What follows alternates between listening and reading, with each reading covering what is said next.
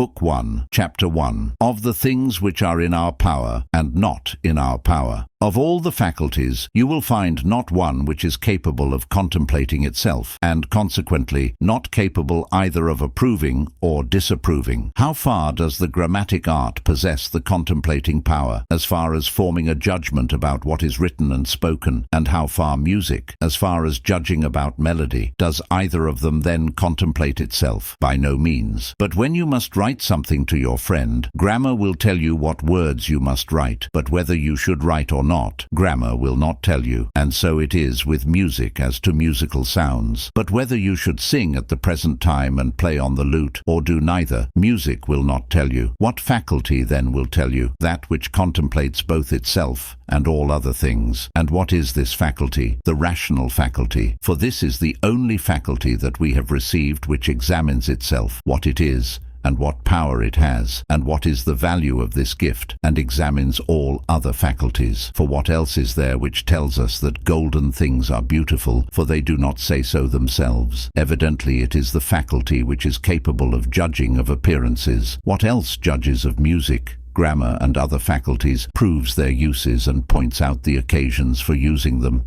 Nothing else. As then it was fit to be so, that which is best of all and supreme over all is the only thing which the gods have placed in our power, the right use of appearances. But all other things they have not placed in our power. Was it because they did not choose? I indeed think that, if they had been able, they would have put these other things also in our power, but they certainly could not. For as we exist on the earth, and are bound to such a body and to such companions, how was it possible for us not to be hindered as to these things by externals? But what says Zeus, Epictetus? If it were possible, I would have made both your little body and your little property free and not exposed to hindrance. But now be not ignorant of this. This body is not yours, but it is clay finely tempered. And since I was not able to do for you what I have mentioned, I have given you a small portion of us, this faculty of pursuing an object and avoiding it, and the faculty of desire and aversion, and in a word, the faculty of using the appearances of things. And if you will take care of this faculty,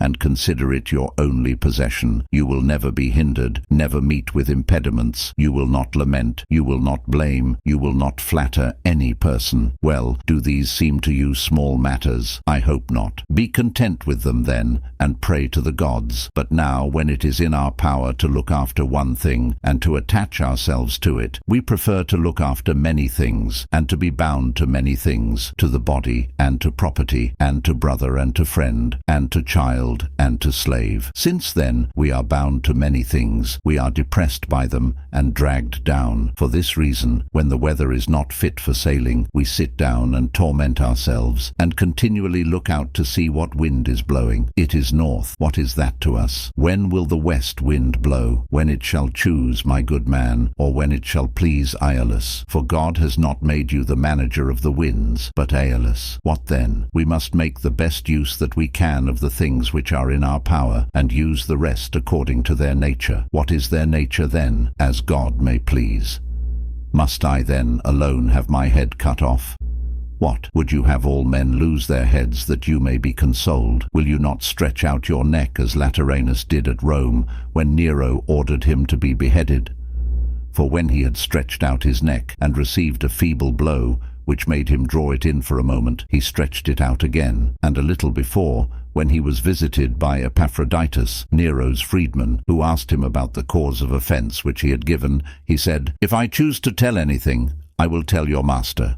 What then should a man have in readiness in such circumstances? What else than, what is mine, and what is not mine, and permitted to me, and what is not permitted to me? I must die. Must I then die lamenting? I must be put in chains. Must I then also lament? I must go into exile. Does any man then hinder me from going with smiles and cheerfulness and contentment? Tell me the secret which you possess. I will not, for this is in my power, but I will put you in chains. Man, what are you talking about? Me in chains? You may fetter my leg, but my will not even Zeus himself can overpower. I will throw you into prison. My poor body, you mean? I will cut your head off. When, then, Have I told you that my head alone cannot be cut off? These are the things which philosophers should meditate on, which they should write daily, in which they should exercise themselves. Thrasea used to say, I would rather be killed today than banished tomorrow. What then did Rufus say to him? If you choose death as the heavier misfortune, how great is the folly of your choice? But if, as the lighter, who has given you the choice, will you not study to be content with that which has been given to you? What then did Agrippinus say? He said, I am not a hindrance to myself. When it was reported to him that his trial was going on in the Senate, he said, I hope it may turn out well, but it is the 5th hour of the day. This was the time when he was used to exercise himself, and then take the cold bath. Let us go and take our exercise. After he had taken his exercise, one comes and tells him, You have been condemned to banishment. He replies, or to death, to banishment. What about my property? It is not taken from you. Let us go to Aricia then, he said, and dine. This it is to have studied what a man ought to study, to have made desire, aversion, free from hindrance, and free from all that a man would avoid. I must die. If now, I am ready to die. If after a short time, I now dine because it is the dinner hour. After this, I will then die. How? Like a man who gives up what belongs to another. Chapter 2. How a person on every occasion can maintain his proper character. To the rational animal only is the irrational intolerable, but that which is rational is tolerable. Blows are not naturally intolerable. How is that? See how the Lacedaemonians endure whipping when they have learned that whipping is consistent with reason. To hang yourself is not intolerable. When then you have the opinion that it is rational, you go and hang yourself. In short, if we observe, we shall find that the animal man is pained by nothing so much as by that which is irrational, and on the contrary, attracted to nothing so much as to that which is rational. But the rational and the irrational appear such in a different way to different persons, just as the good and the bad, the profitable and the unprofitable. For this reason, particularly, we need discipline in order to learn how to adapt the preconception of the rational and the irrational to the several things conformably to nature. But in order to determine the rational and the irrational, we use not only the of external things, but we consider also what is appropriate to each person. For to one man it is consistent with reason to hold a chamber pot for another, and to look to this only, that if he does not hold it, he will receive stripes, and he will not receive his food. But if he shall hold the pot, he will not suffer anything hard or disagreeable. But to another man, not only does the holding of a chamber pot appear intolerable for himself, but intolerable also for him to allow another to do this office for him. If, then, you ask me whether you should hold the chamber pot or not, I shall say to you that the receiving of food is worth more than the not receiving of it, and the being scourged is a greater indignity than not being scourged, so that if you measure your interests by these things, go and hold the chamber pot. But this, you say, would not be worthy of me. Well then, it is you who must introduce this consideration into the inquiry, not I.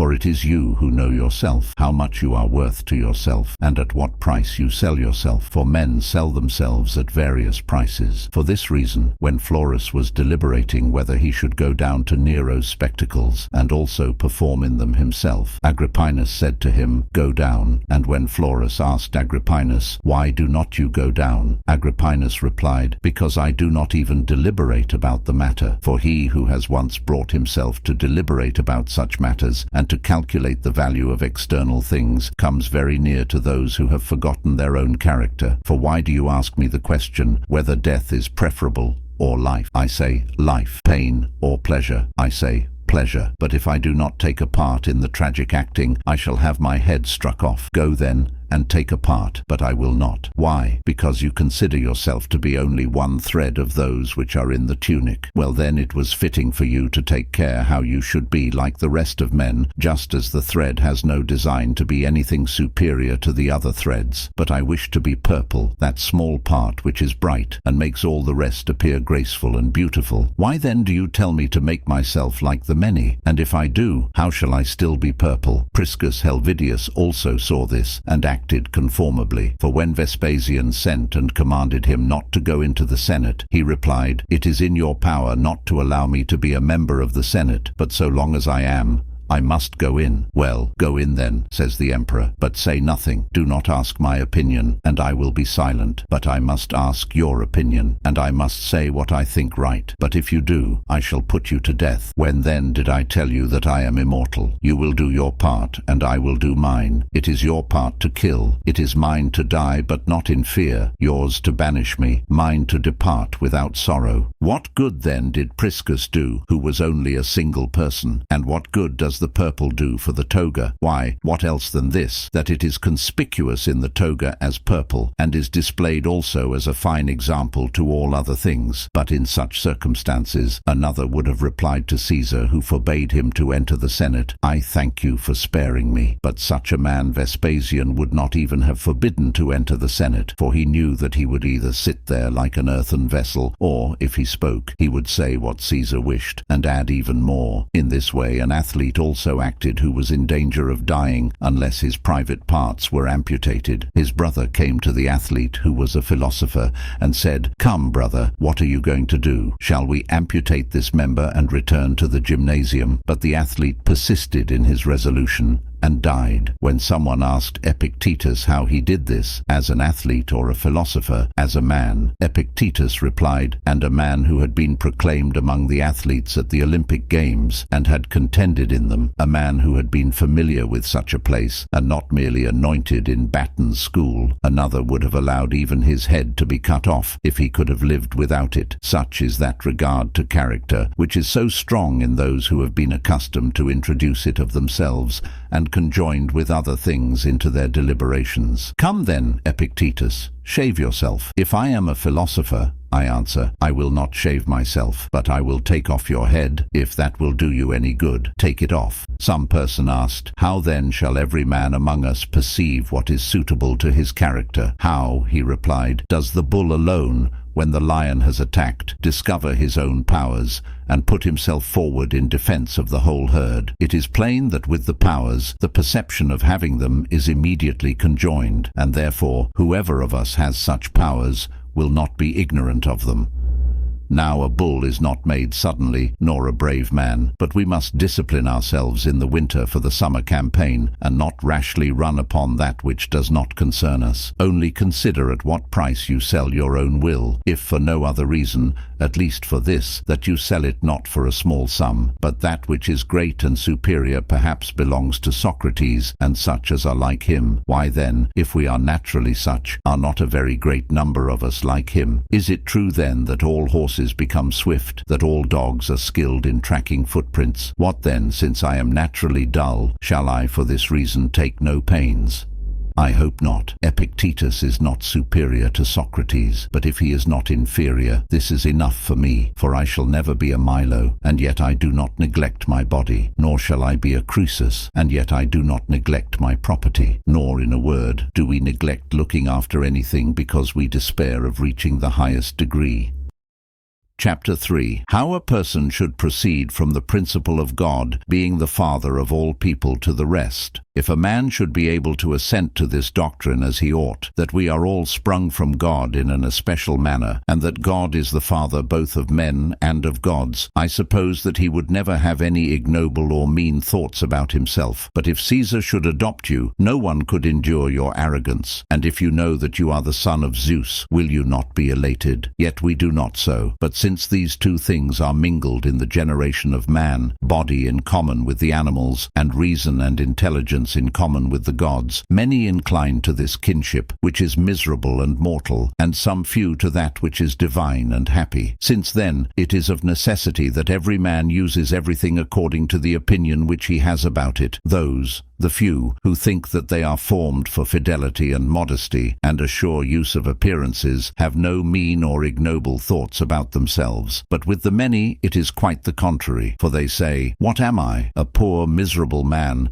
with my wretched bit of flesh. Wretched, indeed, but you possess something better than your bit of flesh. Why then do you neglect that which is better, and why do you attach yourself to this? Through this kinship with the flesh, some of us inclining to it become like wolves, faithless and treacherous and mischievous. Some become like lions, savage and untamed, but the greater part of us become foxes and other worse animals. For what else is a slanderer and a malignant man than a fox, or some other more wretched and meaner animal? See then, and take care that you do not become some one of these miserable things. Chapter 4 of Progress or Improvement. He who is making progress, having learned from philosophers that desire means the desire of good things, and aversion means aversion from bad things, having learned too that happiness and tranquility are not attainable by man otherwise than by not failing to obtain what he desires, and not falling into that which he would avoid, such a man takes from himself desire altogether and defers it, but he employs his aversion only on things which are dependent on his will. For if he attempts to avoid anything independent of his will, he knows that sometimes he will fall in with something which he wishes to avoid, and he will be unhappy. Now if virtue promises good fortune and tranquility and happiness, certainly also the progress toward virtue is progress toward each of these things. For it is always true that to whatever point the perfecting of anything leads us, progress is an approach toward this point. How then do we admit that virtue is such as I have said, and yet seek progress in other things, and make a display of it? What is the product of virtue? Tranquility. Who then makes improvement? It is he who has read many books of Chrysippus. But does virtue consist in having understood Chrysippus? If this is so, progress is clearly nothing else than knowing a great deal of Chrysippus. But now we admit that virtue produces one thing, and we declare that approaching near to it is another thing, namely progress or improvement. Such a person, says one, is already able to read Chrysippus by himself. Indeed, sir, you are making great progress. What kind of progress?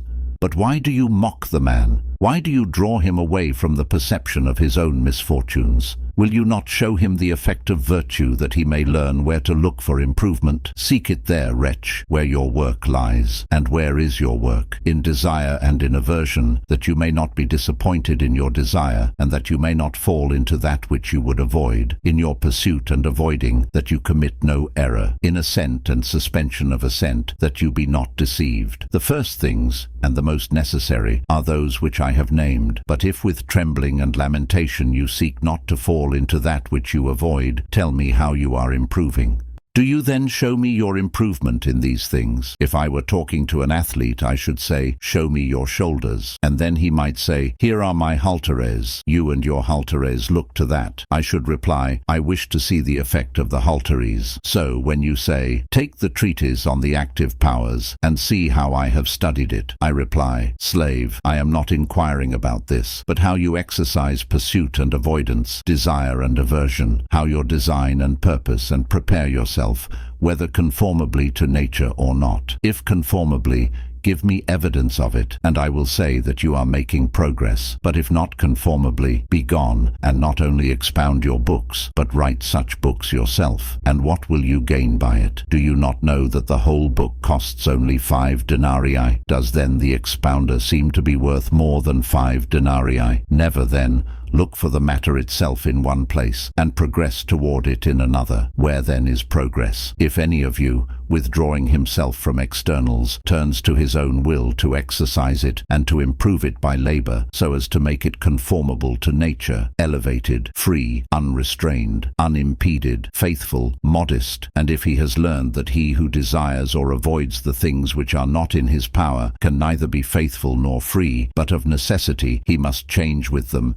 and be tossed about with them as in a tempest, and of necessity must subject himself to others who have the power to procure or prevent what he desires or would avoid. Finally, when he rises in the morning, if he observes and keeps these rules, bathes as a man of fidelity, eats as a modest man. In like manner, if in every matter that occurs he works out his chief principles, as the runner does with reference to running, and the trainer of the voice with reference to the voice, this is the man who truly makes progress, and this is the man who has not travelled in vain. But if he has strained his efforts to the practice of reading books, and labours only at this, and has travelled for this, I tell him to return home immediately, and not to neglect his affairs there, for this for which he has travelled is nothing, but the other thing is something, to study how a man can rid his life of lamentation and groaning and saying, Woe to me, and wretched that I am, and to rid it also of misfortune and disappointment, and to learn what death is, and exile and prison and poison, that he may be able to say when he is in fetters, Dear Crito, if it is the will of the gods that it be so, let it be so, and not to say, Wretched am I, an old man, have I kept my grey hairs for this? Who is it that speaks thus? Do you think that I shall name some man of no repute and of low condition? Does not Priam say this? Does not Oedipus say this? Nay, all kings say it. For what else is tragedy than the perturbations of men who value externals exhibited in this kind of poetry? But if a man must learn by fiction that no external things which are independent of the will concern us, for this part I should like this fiction, by the aid of which I should live happily and undisturbed. But you must consider for yourselves what you wish. What then does Chrysippus teach us? The reply is, to know that these things are not false, from which happiness comes and tranquility arises. Take my books, and you will learn how true and conformable to nature are the things which make me free from perturbations. O great good fortune! O the great benefactor who points out the way! To Triptolemus all men have erected temples and altars because he gave us food by cultivation. But to him who discovered truth and brought it to light and communicated it to all, not the truth which shows us how to live, but how to live well. Who of you for this reason has built an altar or a temple, or has dedicated a statue, or who worships God for this? Because the gods have given the vine, or wheat, we sacrifice to them, but because they have produced in the human mind that fruit by which they designed to show us the truth which relates to happiness, shall we not thank God for this? Chapter 5. Against the Academics. If a man, said Epictetus, opposes evident truths, it is not easy to find arguments by which we shall make him change his opinion. But this does not arise either from the man's strength or the teacher's weakness. For when the man, though he has been confuted, is hardened like a stone, how shall we then be able to deal with him by argument? Now there are two kinds of hardening, one of the understanding, the other of the sense of shame, when a man is resolved not to assent to what is manifest, nor to desist from contradictions. Most of us are afraid of mortification of the body, and would contrive all means to avoid such a thing, but we care not about the soul's mortification. And indeed, with regard to the soul, if a man be in such a state as not to apprehend anything or understand at all, we think that he is in a bad condition. But if the sense of shame and modesty are deadened, this we call even power. Do you comprehend that you are awake? I do not, the man replies, for I do not even comprehend when in my sleep I imagine that I am awake. Does this appearance then not differ from the other? Not at all, he replies. Shall I still argue with this man? And what fire or what iron shall I apply to him to make him feel that he is deadened? He does perceive, but he pretends that he does not. He's even worse than a dead man. He does not see the contradiction. He is in a bad condition. Another does see it, but he is not moved, and makes no improvement. He is even in a worse condition. His modesty is extirpated, and his sense of shame, and the rational faculty has not been cut off from him, but it is brutalized. Shall I name this strength of mind? Certainly not, unless we also name it such in catamites, through which they do and say in public whatever comes into their head. Chapter 6. Of Providence. From everything which is or happens in the world, it is easy to praise Providence if a man possesses these two qualities, the faculty of seeing what belongs and happens to all persons and things, and a grateful disposition. If he does not possess these two qualities, one man will not see the use of things which are and which happen. Another will not be thankful for them, even if he does know them. If God had made colors, but had not made the faculty of seeing them, what would have been their use? None at all. On the other hand, if he had made the faculty of vision, but had not made objects such as to fall under the faculty, what in that case also would have been the use of it? None at all. Well, suppose that he had made both, but had not made light. In that case also they would have been of no use. Who is it then who has fitted this to that, and that to this? And who is it that has fitted the knife to the case, and the case to the knife? Is it no one? And indeed, from the very structure of things which have attained their completion, we are accustomed to show that the work is certainly the act of some artificer, and that it has not been constructed without a purpose.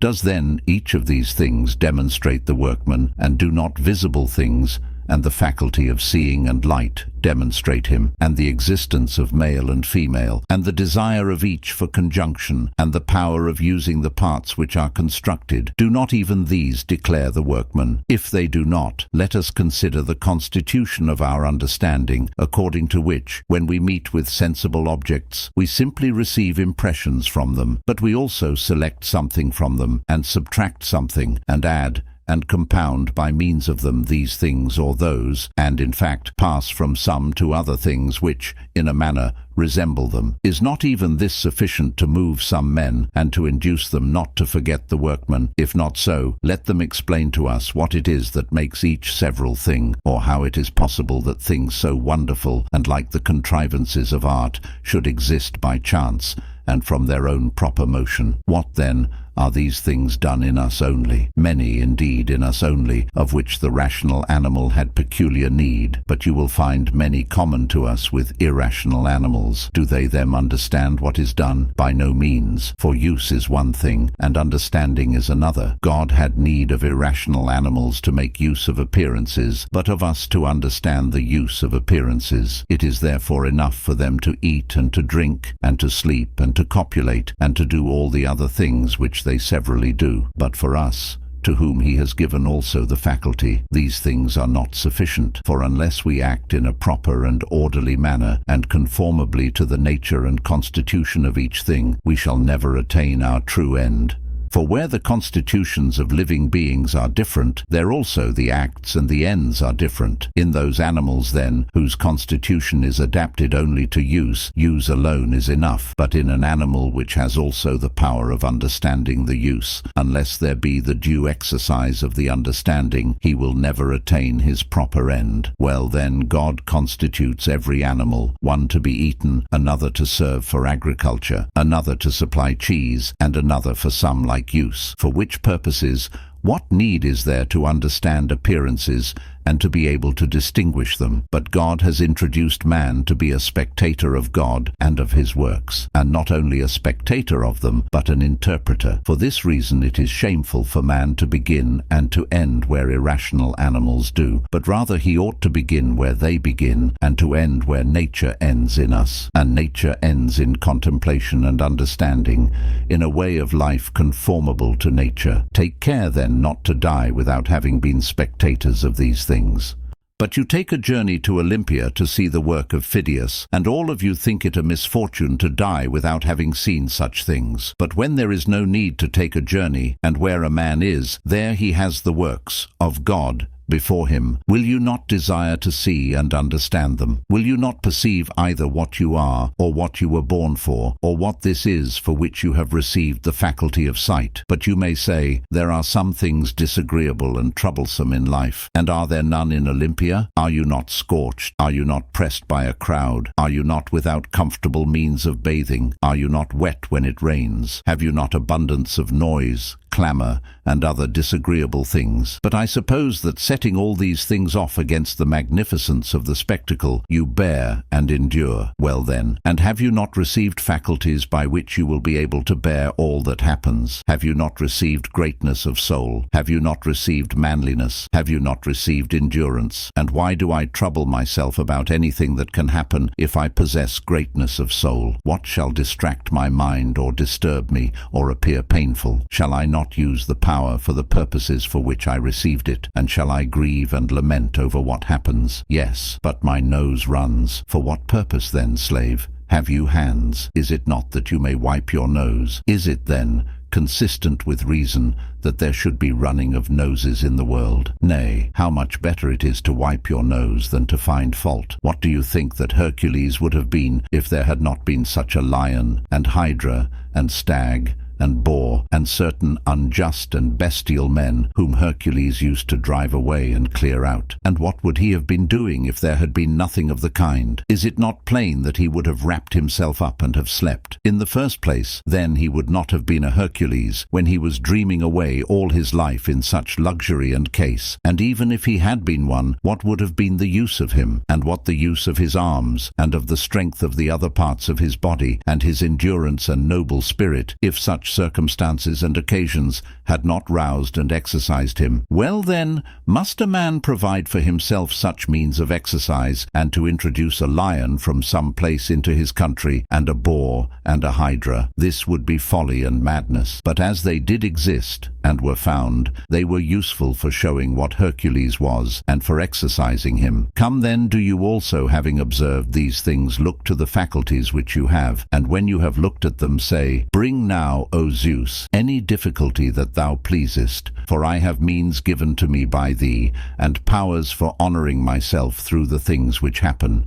You do not so, but you sit still, trembling for fear that some things will happen, and weeping, and lamenting, and groaning for what does happen. And then you blame the gods. For what is the consequence of such meanness of spirit but impiety? And yet God has not only given us these faculties, by which we shall be able to bear everything that happens without being depressed or broken by it, but, like a good king and a true father, he has given us these faculties free from hindrance, subject to no compulsion, unimpeded, and has put them entirely in our own power, without even having reserved to himself any power of hindering or impeding. You, who have received these powers free and as your own, use them not. You do not even see what you have received, and from whom, some of you being blinded to the giver, and not even acknowledging your benefactor, and others, through meanness of spirit, betaking yourselves to fault-finding and making charges against God.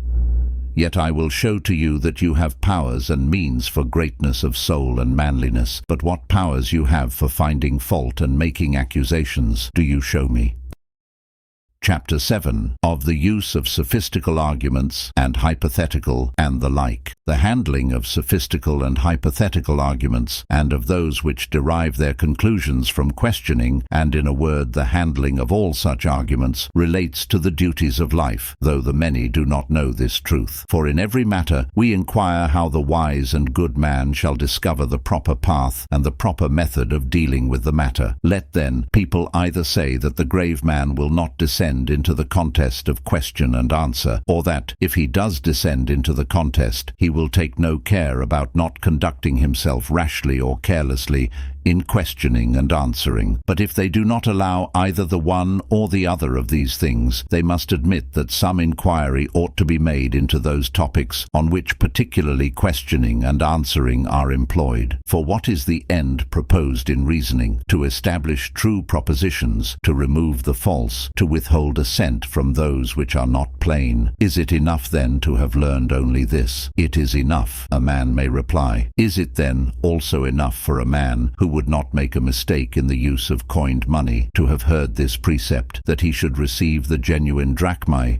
and reject the spurious? It is not enough. What then ought to be added to this precept? What else than the faculty which proves and distinguishes the genuine and the spurious drachmae? Consequently also in reasoning what has been said is not enough. But is it necessary that a man should acquire the faculty of examining and distinguishing the true and the false, and that which is not plain? It is necessary. Besides this, what is proposed in reasoning? That you should accept what follows from that which you have properly granted. Well, is it then enough in this case also to know this? It is not enough, but a man must learn how one thing is a consequence of other things, and when one thing follows from one thing, and when it follows from several collectively. Consider then if it be not necessary that this power should also be acquired by him who purposes to conduct himself skillfully in reasoning, the power of demonstrating himself the several things which he has proposed, and the power of understanding the demonstrations of others, including of not being deceived by sophists, as if they were demonstrating. Therefore there has arisen among us the practice and exercise of conclusive arguments and figures, and it has been shown to be necessary. But in fact in some cases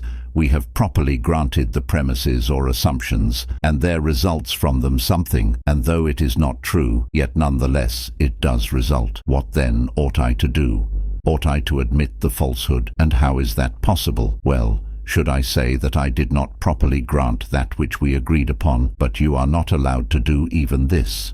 Shall I then say that the consequence does not arise through what has been conceded? But neither is it allowed.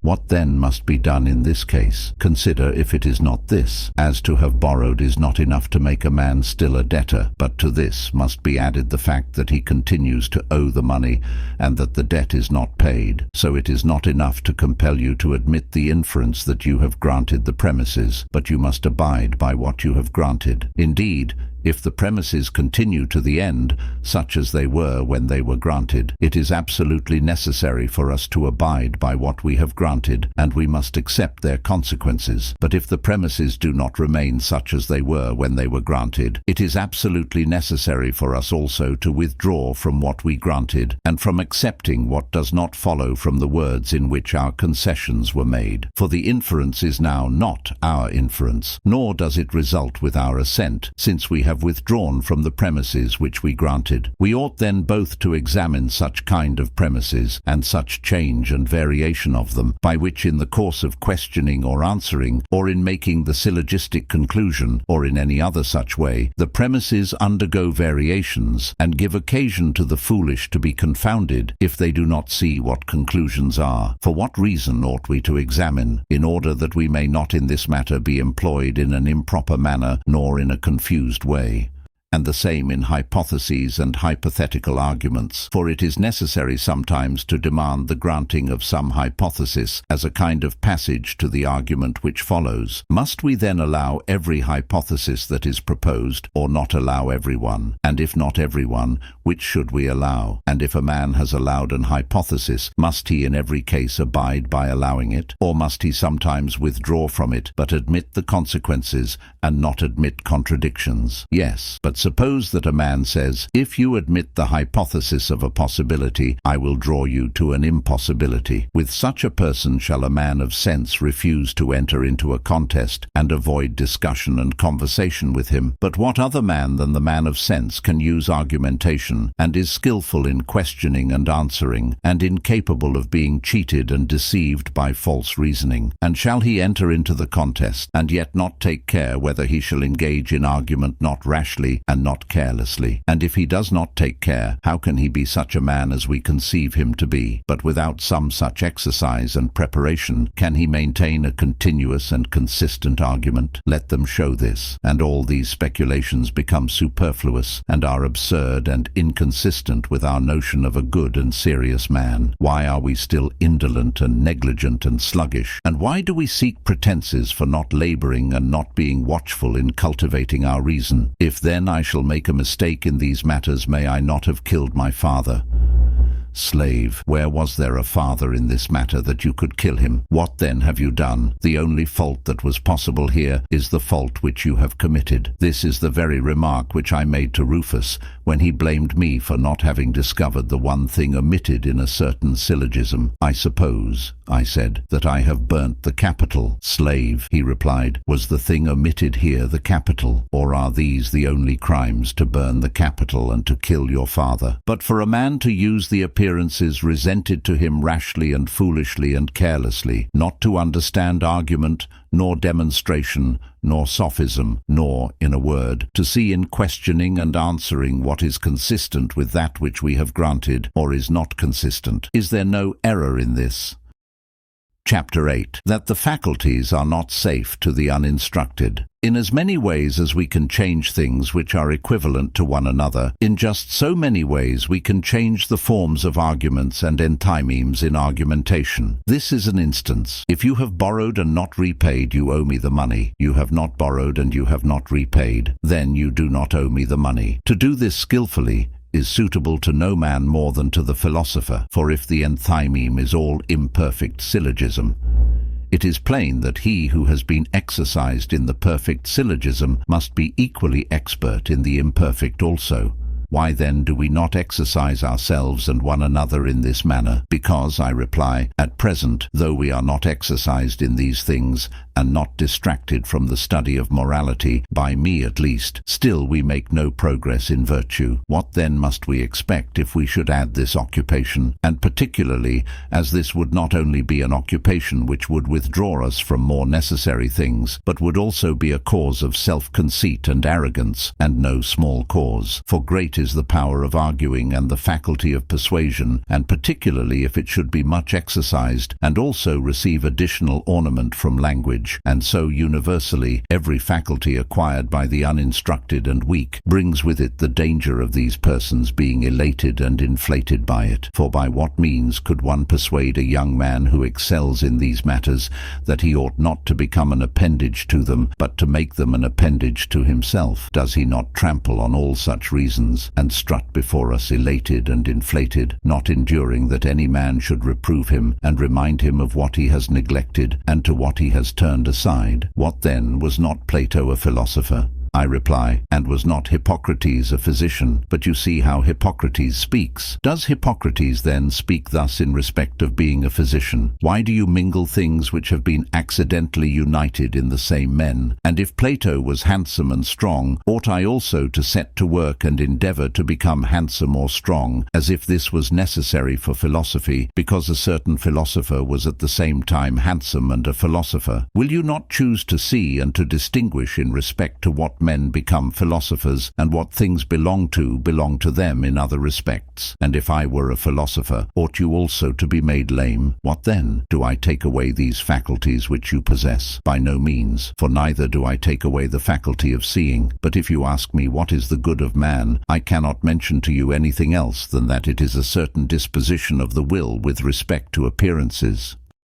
Chapter 9. How from the fact that we are akin to God, a person may proceed to the consequences. If the things are true which are said by the philosophers about the kinship between God and man, what else remains for men to do than what Socrates did? Never in reply to the question, to what country you belong, say that you are an Athenian or a Corinthian, but that you are a citizen of the world. For why do you say that you are an Athenian, and why do you not say that you belong to the small nook only into which your poor body was cast at birth? Is it not plain that you call yourself an Athenian or Corinthian from the place which has a greater authority, and comprises not only that small nook itself, and all your family, but even the whole country from which the stock of your progenitors is derived down to you? He then who has observed with intelligence the administration of the world, and has learned that the greatest and supreme and the most comprehensive community is that which is composed of men and God, and that from God have descended the seeds not only to my father and grandfather, but to all beings which are generated on the earth and are produced, and particularly to rational beings. For these only are by their nature formed to have communion with God, being by means of reason conjoined with him. Why should not such a man call himself a citizen of the world? Why not a son of God? And why should he be afraid of anything which happens among men? Is kinship with Caesar or with any other of the powerful in Rome sufficient to enable us to live in safety and above contempt, and without any fear at all, and to have God for your Maker and Father and Guardian? Shall not this release us from sorrows and fears? But a man may say, whence shall I get bread to eat when I have nothing? And how do slaves and runaways, on what do they rely when they leave their masters? Do they rely on their lands or slaves, or their vessels of silver? They rely on nothing but themselves, and food does not fail them. And shall it be necessary for one among us who is a philosopher to travel into foreign parts, and trust to and rely on others, and not to take care of himself? And shall he be inferior to irrational animals,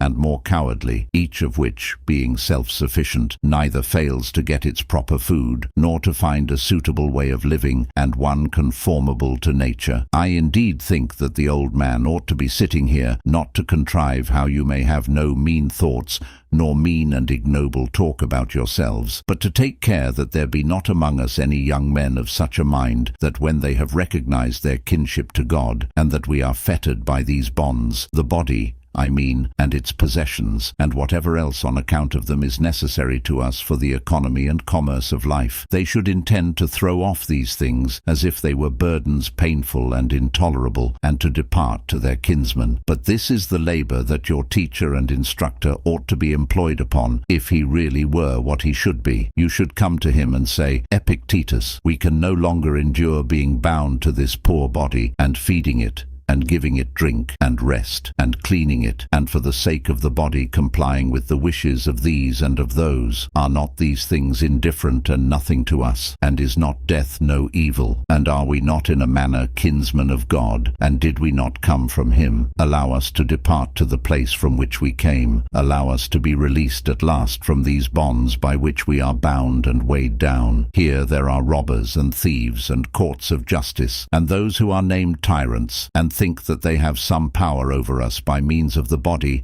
and its possessions. Permit us to show them that they have no power over any man. And I, on my part, would say, friends, wait for God. When he shall give the signal and release you from this service, then go to him. But for the present endure to dwell in this place where he has put you. Short indeed is this time of your dwelling here, and easy to bear for those who are so disposed. For what tyrant or what thief or what courts of justice are formidable to those who have thus considered as things of no value the body and the possessions of the body? Wait then, do not depart without a reason.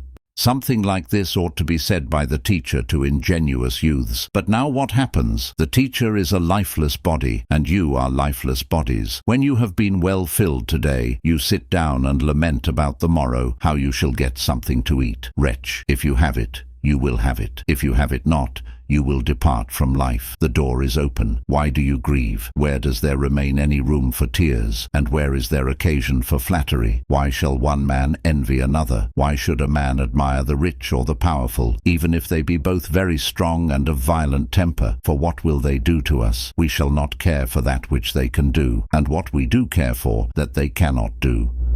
How did Socrates behave with respect to these matters? Why, in what other way than a man ought to do who was convinced that he was a kinsman of the gods? If you say to me now, said Socrates to his judges, we will acquit you on the condition that you no longer discourse in the way in which you have hitherto discoursed, nor trouble either our young or our old men, I shall answer, you make yourselves ridiculous by thinking that, if one of our commanders has appointed me to a certain post, it is my duty to keep and maintain it, and to resolve to die 1,000 times rather than desert it. But if God has put us in any place and way of life, we ought to desert it. Socrates speaks like a man who is really a kinsman of the gods, but we think about ourselves as if we were only stomachs and intestines and shameful parts. We fear, we desire, we flatter those who are able to help us in these matters, and we fear them also. A man asked me to write to Rome about him, a man who, as most people thought, had been unfortunate, for formerly he was a man of rank and rich, but had been stripped of all, and was living here. I wrote on his behalf in a submissive manner, but when he had read the letter, he gave it back to me and said, I wished for your help, not your pity. No evil has happened to me. Thus also Musonius Rufus, in order to try me, used to say, this and this will befall you from your master. And I replied that these were things which happen in the ordinary course of human affairs. Why then, said he, should I ask him for anything when I can obtain it from you? For in fact, what a man has from himself, it is superfluous and foolish to receive from another. Shall I then, who am able to receive from myself greatness of soul and a generous spirit, receive from you land and money or a magisterial office? I hope not. I will not be so ignorant about my own possessions. But when a man is cowardly and mean, what else must be done for him than to write letters as you would about a corpse? Please to grant us the body of a certain person and a sextarius of poor blood. For such a person is in fact a carcass and a sextarius of blood, and nothing more. But if he were anything more, he would know that one man is not miserable through the means of another. Chapter 10. Against those who eagerly seek preferment at Rome. If we applied ourselves as busily to our own work as the old men at Rome do to those matters about which they are employed, perhaps we also might accomplish something. I am acquainted with a man older than myself, who is now superintendent of corn at Rome, and remember the time when he came here on his way back from exile, and what he said as he related the events of his former life, and how he declared that with respect to the future after his return, he would look after nothing else than passing the rest of his life in quiet and tranquility. For how little of life, he said, remains for me. I replied, you will not do it, but as soon as you smell Rome, you will forget all that you have said, and if admission is allowed even into the imperial palace, you will gladly thrust yourself in and thank God. If you find me, Epictetus, he answered, setting even 1 foot within the palace, think what you please. Well, what then did he do? Before he entered the city, he was met by letters from Caesar, and as soon as he received them, he forgot all, and ever after has added one piece of business to another. I wish that I were now by his side to remind him of what he said when he was passing this way, and to tell him how much better a seer I am than he is. Well then, do I say that man is an animal made for doing nothing? Certainly not. But why are we not active? For example, as to myself, as soon as day comes, in a few words I remind myself of what I must read over to my pupils. Then forthwith I say to myself, but what is it to me how a certain person shall read? The first thing for me is to sleep. And indeed, what resemblance is there between what other persons do and what we do? If you observe what they do, you will understand. And what else do they do all day long than make up accounts, inquire among themselves, give and take advice about some small quantity of grain, a bit of land, and such kind of profits? Is it then the same thing to receive a petition and to read in it, I entreat you to permit me to export a small quantity of corn, and one to this effect, I entreat you to learn from Chrysippus what is the administration of the world, and what place in it the rational animal holds. Consider also who you are, and what is the nature of your good and bad. Are these things like the other? Do they require equal care, and is it equally base to neglect these and those? Well then, are we the only persons who are lazy and love sleep? No, but much rather you young men are. For we old men, when we see young men amusing themselves, are eager to play with them, and if I saw you active and zealous, much more should I be eager myself to join you in your serious pursuits. Chapter 11. Of Natural Affection. When he was visited by one of the magistrates, Epictetus inquired of him about several particulars, and asked if he had children and a wife. The man replied that he had, and Epictetus inquired further how he felt under the circumstances. Miserable, the man said. Then Epictetus asked, in what respect? For men do not marry and beget children in order to be wretched, but rather to be happy. But I, the man replied, am so wretched about my children that lately, when my little daughter was sick and was supposed to be in danger, I could not endure to stay with her, but I left home till a person sent me news that she had recovered. Well then, said Epictetus, do you think that you acted right? I acted naturally, the man replied, but convince me of this, that you acted naturally, and I will convince you that everything which takes place according to nature takes place rightly. This is the case, said the man, with all, or at least most fathers. I do not deny that, but the matter about which we are inquiring is whether such behavior is right. For in respect to this matter, we must say that tumors also come for the good of the body, because they do come, and generally we must say that to do wrong is natural, because nearly all, or at least most of us, do wrong. Do you show me then how your behavior is natural? I cannot, he said, but do you rather show me how it is not according to nature and is not rightly done? Well, said Epictetus, if we were inquiring about white and black, what criterion should we employ for distinguishing between them? The sight, he said. And if about hot and cold and hard and soft, what criterion? The touch. Well then, since we are inquiring about things which are according to nature, and those which are done rightly or not rightly, what kind of criterion do you think that we should employ?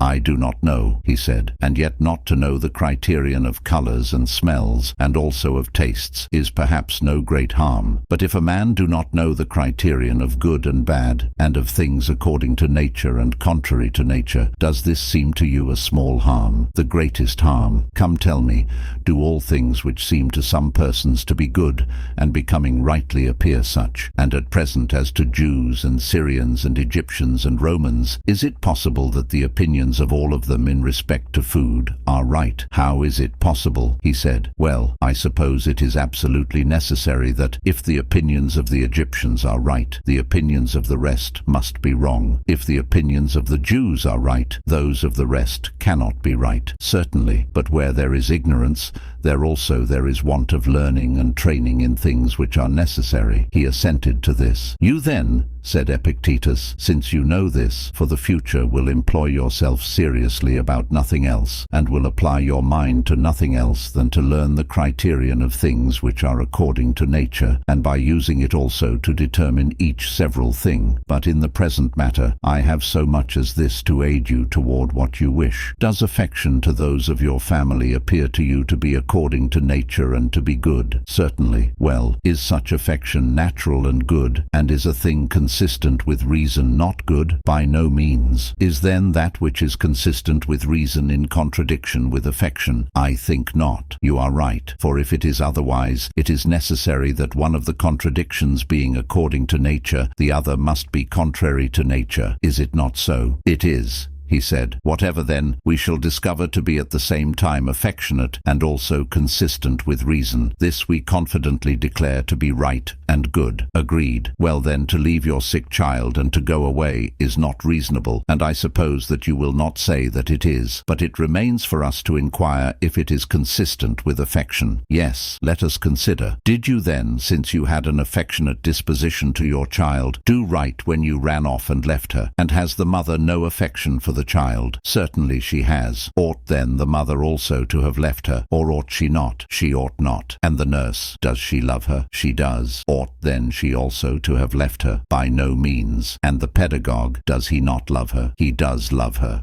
Ought then he also to have deserted her? And so should the child have been left alone and without help, on account of the great affection of you, the parents, and of those about her? Or should she have died in the hands of those who neither loved her nor cared for her? Certainly not. Now this is unfair and unreasonable, not to allow those who have equal affection with yourself to do what you think to be proper for yourself to do, because you have affection. It is absurd. Come then, if you were sick, would you wish your relations to be so affectionate, and all the rest, children and wife, as to leave you alone and deserted? By no means. And would you wish to be so loved by your own, that through their excessive affection you would always be left alone in sickness? Or for this reason would you rather pray, if it were possible, to be loved by your enemies and deserted by them? But if this is so, it results that your behavior was not at all an affectionate act. Well then, was it nothing which moved you and induced you to desert your child? And how is that possible? But it might be something of the kind which moved a man at Rome to wrap up his head while a horse was running which he favored, and when contrary to expectation the horse won, he required sponges to recover from his fainting fit. What then is the thing which moved? The exact discussion of this does not belong to the present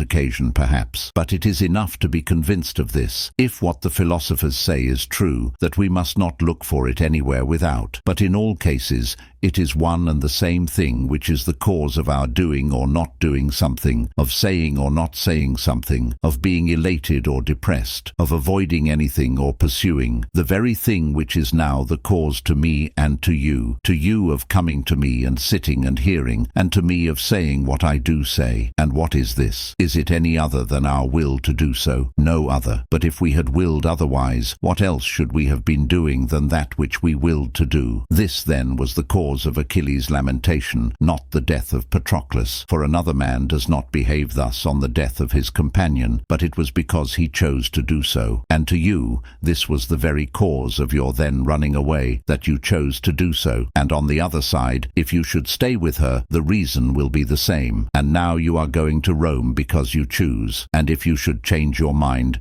you will not go thither. And in a word, neither death nor exile nor pain nor anything of the kind is the cause of our doing anything or not doing, but our own opinions and our wills. Do I convince you of this or not? You do convince me. Such then as the causes are in each case, such also are the effects. When then we are doing anything not rightly, from this day we shall impute it to nothing else than to the will from which we have done it, and it is that which we shall endeavour to take away, and to extirpate more than the tumours and abscesses out of the body. And in like manner we shall give the same account of the cause of the things which we do right, and we shall no longer allege as causes of any evil to us, either slave or neighbour, or wife or children, being persuaded that, if we do not think things to he what we do think them to be, we do not the acts which follow from such opinions. And as to thinking or not thinking, that is in our power, and not in externals. It is so, he said. From this day then we shall inquire into and examine nothing else, what its quality is, or its state, neither land, nor slaves, nor horses, nor dogs, nothing else than opinions. I hope so. You see then that you must become a scholasticus, an animal whom all ridicule, if you really intend to make an examination of your own opinions, and that this is not the work of 1 hour or day, you know yourself. Chapter 12. Of Contentment. With respect to gods, there are some who say that a divine being does not exist. Others say that it exists, but is inactive and careless, and takes no forethought about anything. A third class say that such a being exists and exercises forethought, but only about great things and heavenly things, and about nothing on the earth. A fourth class say that a divine being exercises forethought both about things on the earth and heavenly things, but in a general way only, and not about things severally. There is a fifth class to whom Ulysses and Socrates belong, who say, I move not without thy knowledge. Before all other things, then, it is necessary to inquire about each of these opinions, whether it is affirmed truly or not truly. For if there are no gods, how is it our proper end to follow them? And if they exist, but take no care of anything, in this case, also, how will it be right to follow them? But if indeed they do exist and look after things, still if there is nothing communicated from them to men, nor in fact to myself, how even so is it right? The wise and good man then, after considering all these things, submits his own mind to him who administers the whole,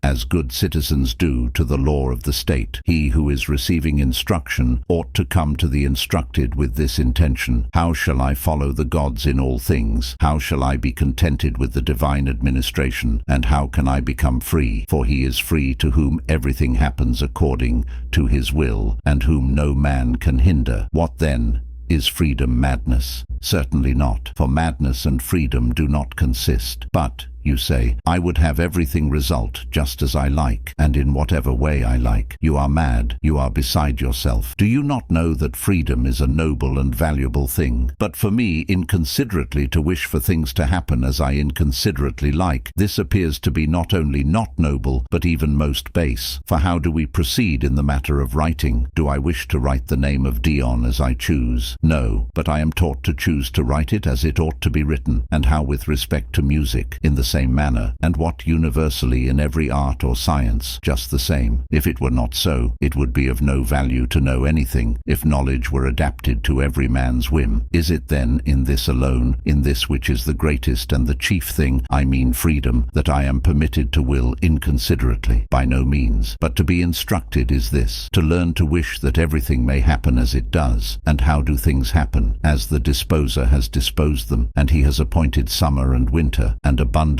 and scarcity, and virtue and vice, and all such opposites for the harmony of the whole. And to each of us he has given a body, and parts of the body, and possessions, and companions.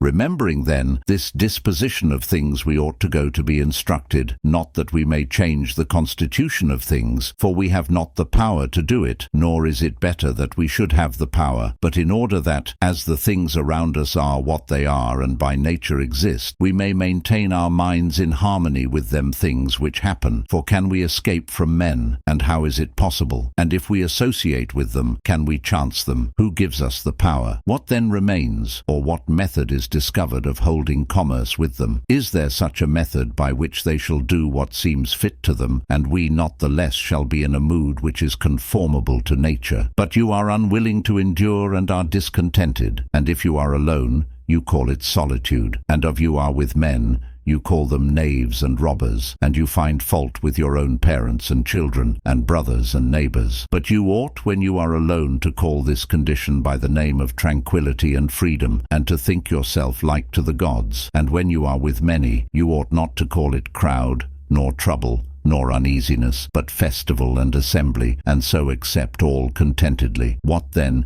is the punishment of those who do not accept? It is to be what they are. Is any person dissatisfied with being alone? Let him be alone. Is a man dissatisfied with his parents? Let him be a bad son and lament. Is he dissatisfied with his children? Let him be a bad father. Cast him into prison. What prison? Where he is already, for he is there against his will. And where a man is against his will, there he is in prison. So Socrates was not in prison, for he was there willingly. Must my leg then be lamed? Wretch, do you then on account of one poor leg find fault with the world? Will you not willingly surrender it for the whole? Will you not withdraw from it? Will you not gladly part with it to him who gave it? And will you be vexed and discontented with the things established by Zeus, which he with the Moirai who were present and spinning the thread of your generation defined and put in order? Know you not how small a part you are compared with the whole? I mean with respect to the body, for as to intelligence you are not inferior to the gods nor less, for the magnitude of intelligence is not measured by length nor yet by height, but by thoughts. Will you not then choose to place your good in that in which you are equal to the gods? Wretch that I am to have such a father and mother! What then was it permitted to you to come forth and to select and to say, let such a man at this moment unite with such a woman that I may be produced? It was not permitted, but it was a necessity for your parents to exist first, and then for you to be begotten. Of what kind of parents? Of such as they were. Well then,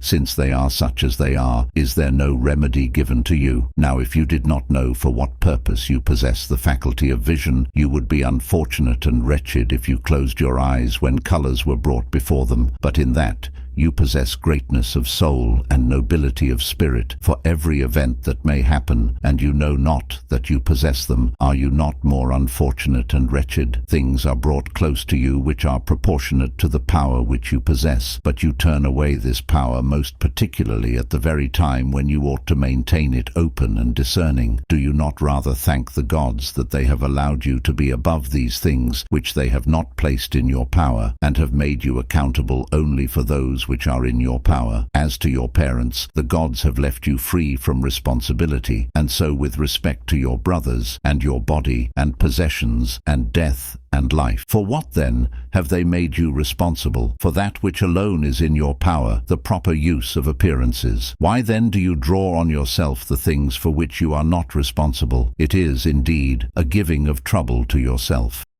Chapter 13. How everything may he done acceptably to the gods. When someone asked, how may a man eat acceptably to the gods, he answered, if he can eat justly and contentedly, and with equanimity, and temperately and orderly, will it not be also acceptably to the gods? But when you have asked for warm water, and the slave has not heard, or if he did hear has brought only tepid water, or he is not even found to be in the house, then not to be vexed or to burst with passion, is not this acceptable to the gods? How then shall a man endure such persons as this slave? Slave yourself. Will you not bear with your own brother, who has Zeus for his progenitor, and is like a son from the same seeds, and of the same descent from above? But if you have been put in any such higher place, will you immediately make yourself a tyrant? Will you not remember who you are, and whom you rule, that they are kinsmen, that they are brethren by nature, that they are the offspring of Zeus? But I have purchased them, and they have not purchased me. Do you see in what direction you are looking, that it is toward the earth, toward the pit, that it is toward these wretched laws of dead men? But toward the laws of the gods you are not looking.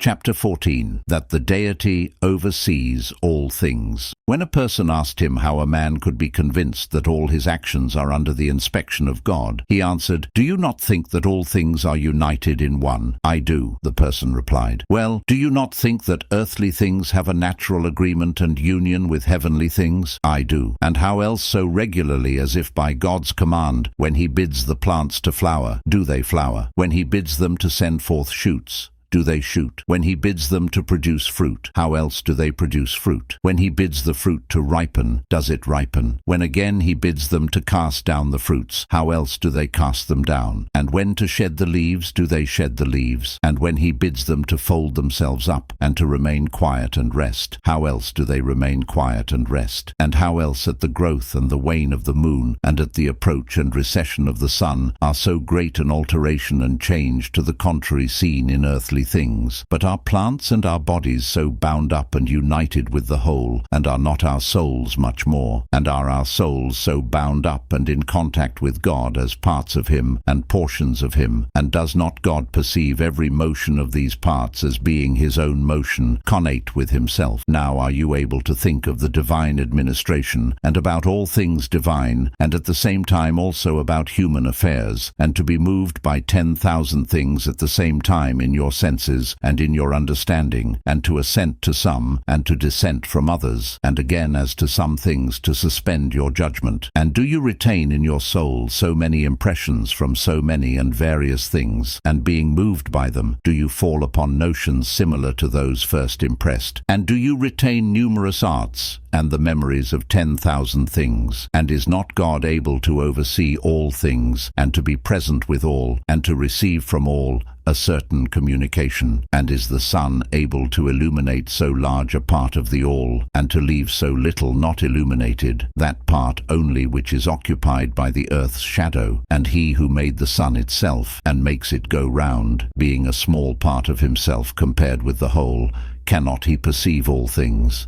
But I cannot, the man may reply, comprehend all these things at once. But who tells you that you have equal power with Zeus? Nevertheless he has placed by every man a guardian, every man's demon, to whom he has committed the care of the man. A guardian who never sleeps, is never deceived. For to what better and more careful guardian could he have entrusted each of us? When then you have shut the doors and made darkness within, remember never to say that you are alone, for you are not, but God is within, and your demon is within, and what need have they of light to see what you are doing? To this God you ought to swear an oath, just as the soldiers do to Caesar. But they who are hired for pay swear to regard the safety of Caesar before all things. And you who have received so many and such great favors, will you not swear? Or when you have sworn, will you not abide by your oath? And what shall you swear? Never to be disobedient, never to make any charges, never to find fault with anything that he has given, and never unwillingly to do or to suffer anything that is necessary. Is this oath like the soldier's oath? The soldiers swear not to prefer any man to Caesar. In this oath men swear to honor themselves before all.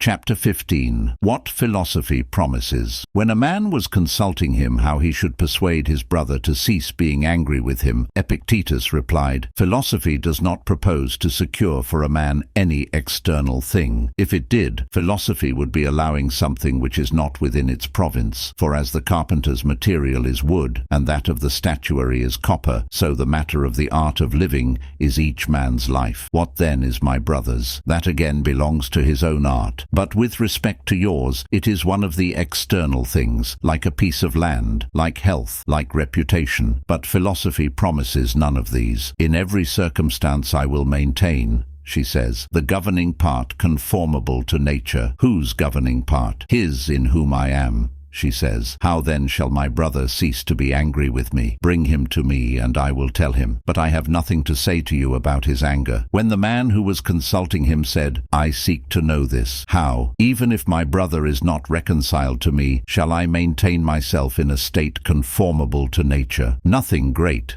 said Epictetus, "is produced suddenly, since not even the grape or the fig is. If you say to me now that you want a fig, I will answer to you that it requires time. Let it flower first, then put forth fruit, and then ripen. Is then the fruit of a fig tree not perfected suddenly and in 1 hour? And would you possess the fruit of a man's mind in so short a time and so easily? Do not expect it, even if I tell you."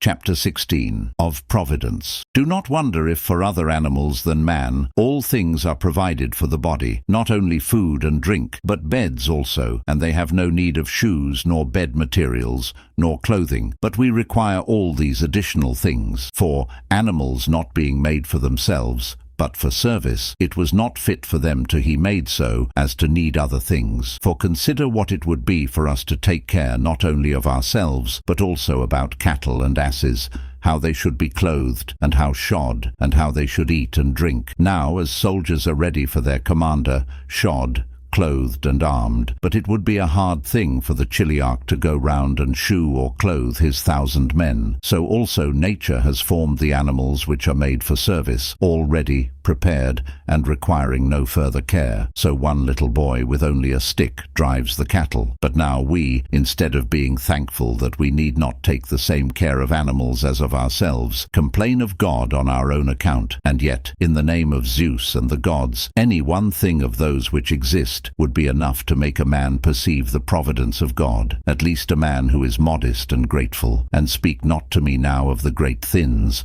but only of this, that milk is produced from grass, and cheese from milk, and wool from skins. Who made these things or devised them? No one, you say. Oh, amazing shamelessness and stupidity! Well, let us omit the works of nature and contemplate her smaller acts. Is there anything less useful than the hair on the chin? What then?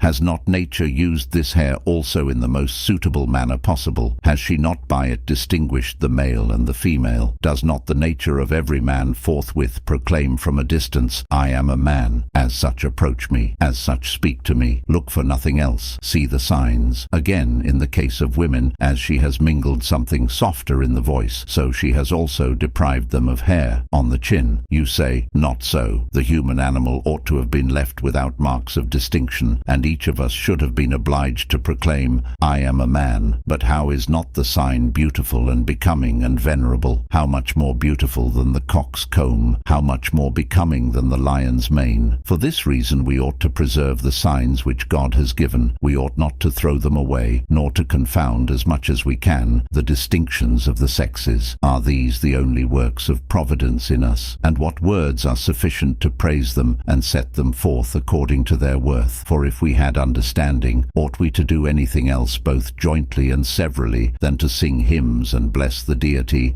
and to tell of his benefits? Ought we not, when we are digging and ploughing and eating, to sing this hymn to God? Great is God, who has given us such implements with which we shall cultivate the earth. Great is God, who has given us hands, the power of swallowing, a stomach, imperceptible growth, and the power of breathing while we sleep. This is what we ought to sing on every occasion, and to sing the greatest and most divine hymn for giving us the faculty of comprehending these things and using a proper way. Well then, since most of you have become blind, ought there not to be some man to fill this office, and on behalf of all to sing the hymn to God? For what else can I do, a lame old man, than sing hymns to God? If then I was a nightingale, I would do the part of a nightingale. If I were a swan, I would do like a swan. But now I am a rational creature, and I ought to praise God. This is my work. I do it, nor will I desert this post, so long as I am allowed to keep it. And I exhort you to join in this same song.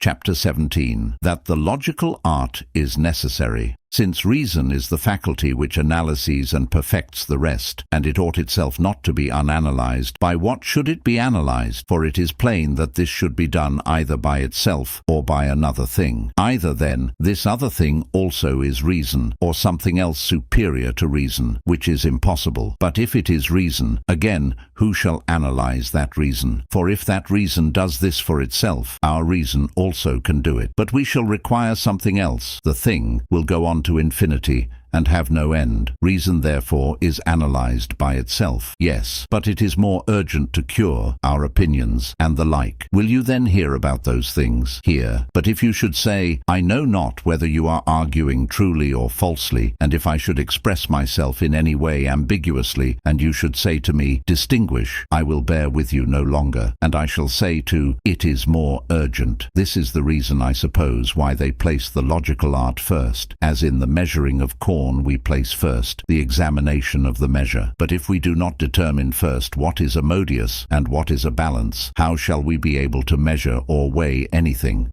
In this case, then, if we have not fully learned and accurately examined the criterion of all other things by which the other things are learned, shall we be able to examine accurately and to learn fully anything else? Yes, but the modius is only wood, and a thing which produces no fruit, but it is a thing which can measure corn. Logic also produces no fruit. As to this indeed we shall see. But then, even if a man should rant this, it is enough that logic has the power of distinguishing and examining other things, and, as we may say, of measuring and weighing them. Who says this? Is it only Chrysippus, and Zeno, and Cleanthes? And does not Antisthenes say so? And who is it that has written that the examination of names is the beginning of education? And does not Socrates say so? And of whom does Xenophon write that he began with the examination of names, what each name signified? Is this then the great and wondrous thing to understand or interpret, Chrysippus? Who says this? What then is the wondrous thing? To understand the will of nature. Well then, do you apprehend it yourself by your own power? And what more have you need of? For if it is true that all men err involuntarily, and you have learned the truth, of necessity you must act right. But in truth, I do not apprehend the will of nature. Who then tells us what it is? They say that it is Chrysippus. I proceed, and I inquire what this interpreter of nature says. I begin not to understand what he says. I seek an interpreter of Chrysippus. Well, consider how this is said, just as if it were said in the Roman tongue. What then is this superciliousness of the interpreter? There is no superciliousness which can justly he charged even to Chrysippus, if he only interprets the will of nature, but does not follow it himself. And much more is this so with his interpreter, for we have no need of Chrysippus for his own sake, but in order that we may understand nature. Nor do we need a diviner on his own account, but because we think that through him we shall know the future, and understand the signs given by the gods. Nor do we need the viscera of animals for their own sake, but because through them signs are given. Nor do we look with wonder on the crow or raven, but on God, who through them gives signs. I go then to the interpreter of these things and the sacrificer, and I say, inspect the viscera for me, and tell me what signs they give. The man takes the viscera, opens them, and interprets them. Man, he says, you have a will free by nature from hindrance and compulsion. This is written here in the viscera. I will show you this first in the matter of assent. Can any man hinder you from assenting to the truth? No man can. Can any man compel you to receive what is false? No man can. You see that in this matter you have the faculty of the will free from hindrance, free from compulsion, unimpeded. Well then, in the matter of desire and pursuit of an object, is it otherwise? And what can overcome pursuit except another pursuit? And what can overcome desire and aversion except another desire and aversion? But you object. If you place before me the fear of death, you do compel me. No, it is not what is placed before you that compels, but your opinion that it is better to do so and so than to die. In this matter, then, it is your opinion that compelled you, that is, will compelled will. For if God had made that part of himself, which he took from himself and gave to us, of such a nature as to be hindered or compelled either by himself or by another, he would not then be God, nor would he be taking care of us as he ought. This, says the diviner, I find in the victims. These are the things which are signified to you. If you choose, you are free. If you choose, you will blame no one. You will charge no one. All will be at the same time according to your mind and the mind of God. For the sake of this divination, I go to this diviner and to the philosopher, not admiring him for this interpretation, but admiring the things which he interprets. Chapter 18. That we ought not to be angry with the errors of others. If what philosophers say is true, that all men have one principle, as in the case of assent, the persuasion that a thing is so, and in the case of dissent, the persuasion that a thing is not so, and in the case of a suspense of judgment, the persuasion that a thing is uncertain, so also in the case of a movement toward anything, the persuasion that a thing is for a man's advantage, and it is impossible to think that one thing is advantageous, and to desire another, and to judge one thing to be proper, and to move toward another. Why then are we angry with the many? They are thieves and robbers. You may say, what do you mean by thieves and robbers? They are mistaken about good and evil. Ought we then to be angry with them, or to pity them? But show them their error, and you will see how they desist from their errors. If they do not see their errors, they have nothing superior to their present opinion. Ought not then this robber and this adulterer to be destroyed? By no means say so, but speak rather in this way. This man who has been mistaken and deceived about the most important things, and blinded, not in the faculty faculty of vision which distinguishes white and black, but in the faculty which distinguishes good and bad, should we not destroy him? If you speak thus, you will see how inhuman this is which you say, and that it is just as if you would say, ought we not to destroy this blind and deaf man? But if the greatest harm is the privation of the greatest things, and the greatest thing in every man is the will or choice such as it ought to be, and a man is deprived of this will, why are you also angry with him? Man, you ought not to be affected contrary to nature by the bad things of another. Pity him rather. Drop this readiness to be offended and to hate, and these words which the many utter, these accursed and odious fellows. How have you been made so wise at once? And how are you so peevish? Why then are we angry? Is it because we value so much the things of which these men rob us? Do not admire your clothes, and then you will not be angry with the thief. Do not admire the beauty of your wife, and you will not be angry with the adulterer. Learn that a thief and an adulterer have no place in the things which are yours, but in those which belong to others, and which are not in your power. If you dismiss these things and consider them as nothing, with whom are you still angry? But so long as you value these things, be angry with yourself, rather than with the thief and the adulterer. Consider the matter thus. You have fine clothes, your neighbor has not. You have a window, you wish to air the clothes. The thief does not know wherein man's good consists, but he thinks that it consists in having fine clothes, the very thing which you also think. Must he not then come and take them away? When you show a cake to greedy persons, and swallow it all yourself, do you expect them not to snatch it from you? Do not provoke them. Do not have a window. Do not air your clothes. I also lately had an iron lamp placed by the side of my household gods. Hearing a noise at the door, I ran down, and found that the lamp had been carried off. I reflected that he who had taken the lamp had done nothing strange. What then? Tomorrow, I said, you will find an earthen lamp, for a man only loses that which he has. I have lost my garment. The reason is that you had a garment. I have pain in my head. Have you any pain in your horns? Why then are you troubled? For we only lose those things. We have only pains about those things which we possess. But the tyrant will chain. What? The leg he will take away. What? The neck. What then will he not chain and not take away? The will. This is why the ancients taught the maxim, know thyself. Therefore we ought to exercise ourselves in small things, and, beginning with them, to proceed to the greater. I have pain in the head. Do not say, alas. I have pain in the ear. Do not say, alas. And I do not say that you are not allowed to groan, but do not groan inwardly. And if your slave is slow in bringing a bandage, do not cry out and torment yourself and say, everybody hates me, for who would not hate such a man? For the future, relying on these opinions, walk about upright, free, not trusting to the size of your body as an athlete, for a man ought not to be invincible in the way that an ass is. Who then is the invincible? It is he whom none of the things disturb which are independent of the will. Then, examining one circumstance after another, I observe, as in the case of an athlete, he has come off victorious in the first contest. Well then,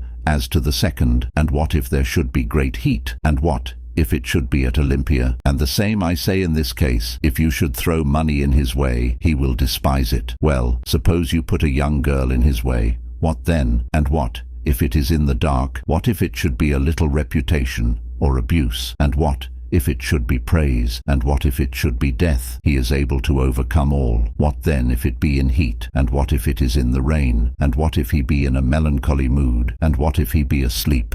He will still conquer. This is my invincible athlete.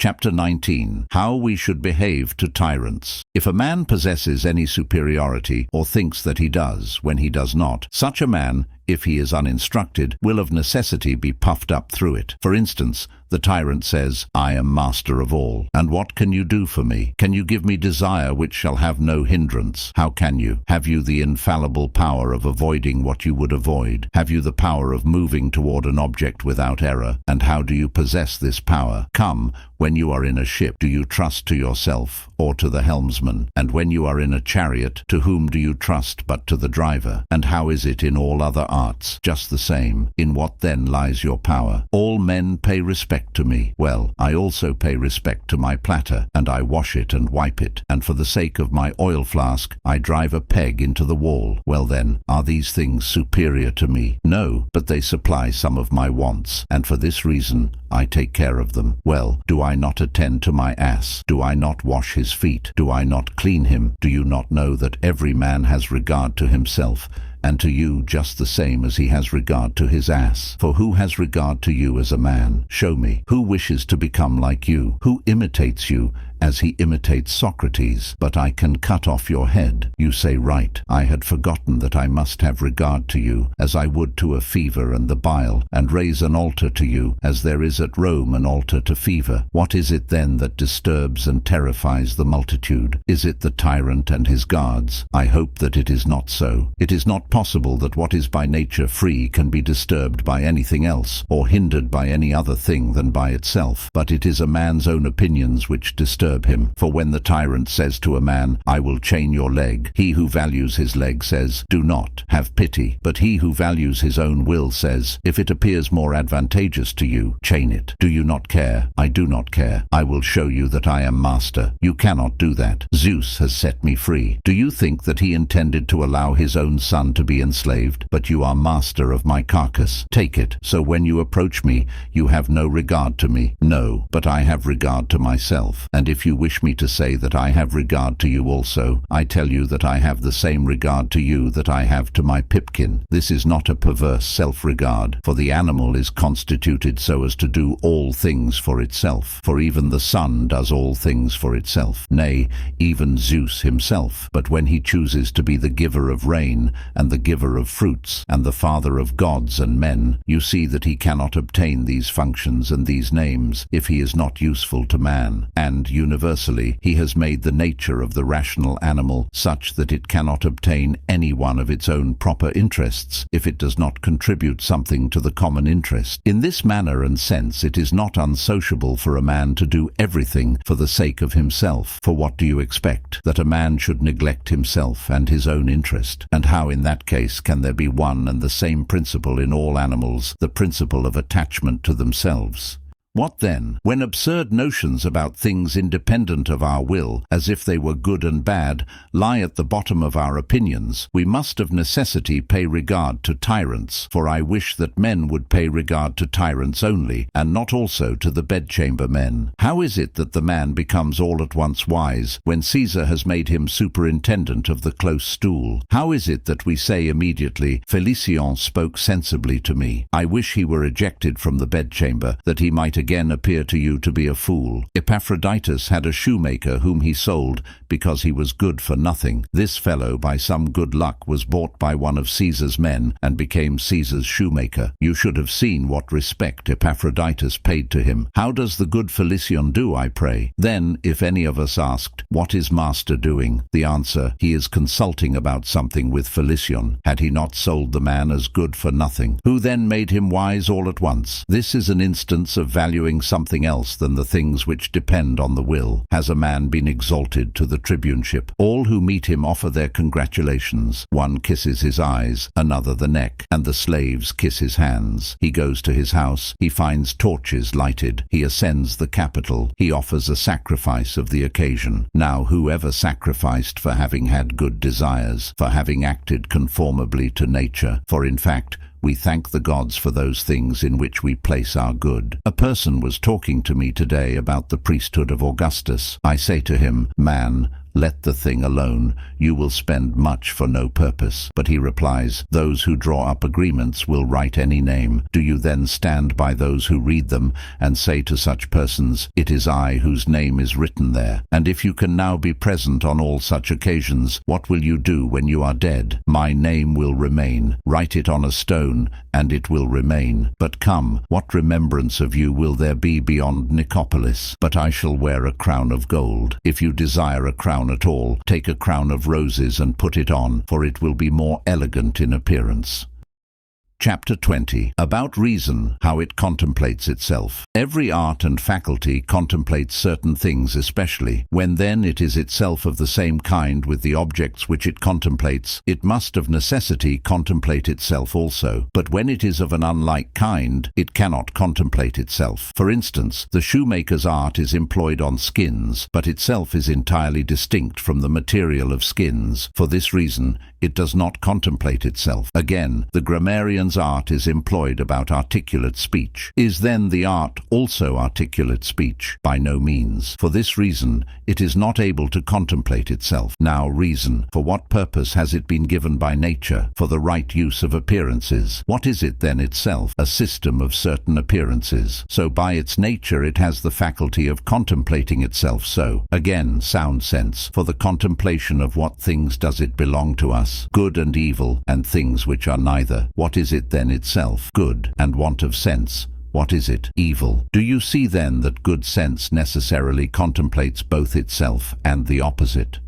For this reason, it is the chief and the first work of a philosopher to examine appearances, and to distinguish them, and to admit none without examination. You see, even in the matter of coin, in which our interest appears to be somewhat concerned, how we have invented an art, and how many means the assayer uses to try the value of coin, the sight, the touch, the smell, and lastly, the hearing. He throws the coin down and observes the sound, and he is not content with its sounding once, but through his great attention he becomes a musician. In like manner, where we think that to be mistaken and not to be mistaken make a great difference, there we apply great attention to discovering the things which can deceive. But in the matter of our miserable ruling faculty, yawning and sleeping, we carelessly admit every appearance, for the harm is not noticed. When then you would know how careless you are with respect to good and evil, and how active with respect to things which are indifferent. Observe how you feel with respect to being deprived of the sight of eyes, and how with respect of being deceived, and you will discover you are far from feeling as you ought to in relation to good and evil. But this is a matter which requires much preparation and much labor and study. Well then, do you expect to acquire the greatest of arts with small labor? And yet the chief doctrine of philosophers is brief. If you would know, read Zeno's writings, and you will see. For how few words it requires to say man's end is to follow the gods, and that the nature of good is a proper use of appearances. But if you say, what is God, what is appearance, and what is particular, and what is universal nature, then indeed many words are necessary. If then epicures should come and say that the good must be in the body, in this case also many words become necessary, and we must be taught what is the leading principle in us, and the fundamental and the substantial. And as it is not probable that the good of a snail is in the shell, is it probable that the good of a man is in the body? But you yourself, Epicurus, possess something better than this. What is that in you which deliberates? What is that which examines everything? What is that which forms a judgment about the body itself? That it is the principal part. And why do you light your lamp and labor for us, and write so many books? Is it that we may not be ignorant of the truth, who we are, and what we are with respect to you? Thus the discussion requires many words. Chapter 21. Against those who wish to be admired. When a man holds his proper station in life, he does not gape after things beyond it. Man, what do you wish to happen to you? I am satisfied if I desire and avoid conformably to nature, if I employ movements toward and from an object as I am by nature formed to do, and purpose and design and assent. Why then do you strut before us as if you had swallowed a spit? My wish has always been that those who meet me should admire me, and those who follow me should exclaim, "Oh, the great philosopher!" Who are they by whom you wish to be admired? Are they not those of whom you are used to say that they are mad? Well then, do you wish to be admired by madmen? Chapter 22. On precognitions. Precognitions are common to all men, and precognition is not contradictory to precognition. For who of us does not assume that good is useful and eligible, and in all circumstances that we ought to follow and pursue it? And who of us does not assume that justice is beautiful and becoming? When then does the contradiction arise? It arises in the adaptation of the precognitions to the particular cases, when one man says, "He has done well, he is a brave man," and another says, "Not so, but he has acted foolishly. Then the disputes arise among men. This is the dispute among the Jews and the Syrians and the Egyptians and the Romans, not whether holiness should be preferred to all things, and in all cases should be pursued, but whether it is holy to eat pig's flesh or not holy. You will find this dispute also between Agamemnon and Achilles, for call them forth. What do you say? Agamemnon, ought not that to be done which is proper and right? Certainly. Well, what do you say, Achilles? Do you not admit that what is good ought to be done? I do most certainly. Adapt your precognitions then to the present matter. Here the dispute begins. Agamemnon says, I ought not to give up Chryseis to her father. Achilles says, you ought. It is certain that one of the two makes a wrong adaptation of the precognition of ought, or duty. Further, Agamemnon says, then if I ought to restore Chryseis, it is fit that I take his prize from some of you. Achilles replies, would you then take her whom I love? Yes, her whom you love. Must I then be the only man who goes without a prize? And must I be the only man who has no prize? Thus the dispute begins. What then is education? Education is the learning how to adapt the natural precognitions to the particular things conformably to nature, and then to distinguish that of things some are in our power, but others are not. In our power are will and all acts which depend on the will. Things not in our power are the body, the parts of the body, possessions, parents, brothers, children, country, and generally all with whom we live in society. In what, then, should we place the good? To what kind of things shall we adapt it? To the things which are in our power. Is not health then a good thing, and soundness of limb, and life? And are not children and parents and country? Who will tolerate you if you deny this? Let us then transfer the notion of good to these things. Is it possible then, when a man sustains damage and does not obtain good things, that he can be happy? It is not possible. And can he maintain towards society a proper behavior? He cannot. For I am naturally formed to look after my own interest. If it is my interest to have an estate in land, it is my interest also to take it from my neighbor. If it is my interest to have a garment, it is my interest also to steal it from the bath. This is the origin of wars, civil commotions, tyrannies, conspiracies. And how shall I be still able to maintain my duty towards Zeus? For if I sustain damage and am unlucky, he takes no care of me. And what is he to me if he allows me to be in the condition in which I am? I now begin to hate him. Why then do we build temples? Why set up statues to Zeus, as well as to evil demons, such as to fever? And how is Zeus the saviour, and how the giver of rain, and the giver of fruits? And in truth, if we place the nature of good in any such things, all this follows. What should we do then? This is the inquiry of the true philosopher who is in labour. Now I do not see what the good is, nor the bad. Am I not mad? Yes. But suppose that I place the good somewhere among the things which depend on the will. All will laugh at me. There will come some grey head wearing many gold rings on his fingers, and he will shake his head and say, here, my child, it is right that you should philosophize, but you ought to have some brains also. All this that you are doing is silly. You learn the syllogism from philosophers, but you know how to act better than philosophers do. Man, why then do you blame me if I know? What shall I say to this slave? If I am silent, he will burst. I must speak in this way. Excuse me, as you would excuse lovers. I am not my own master. I am mad.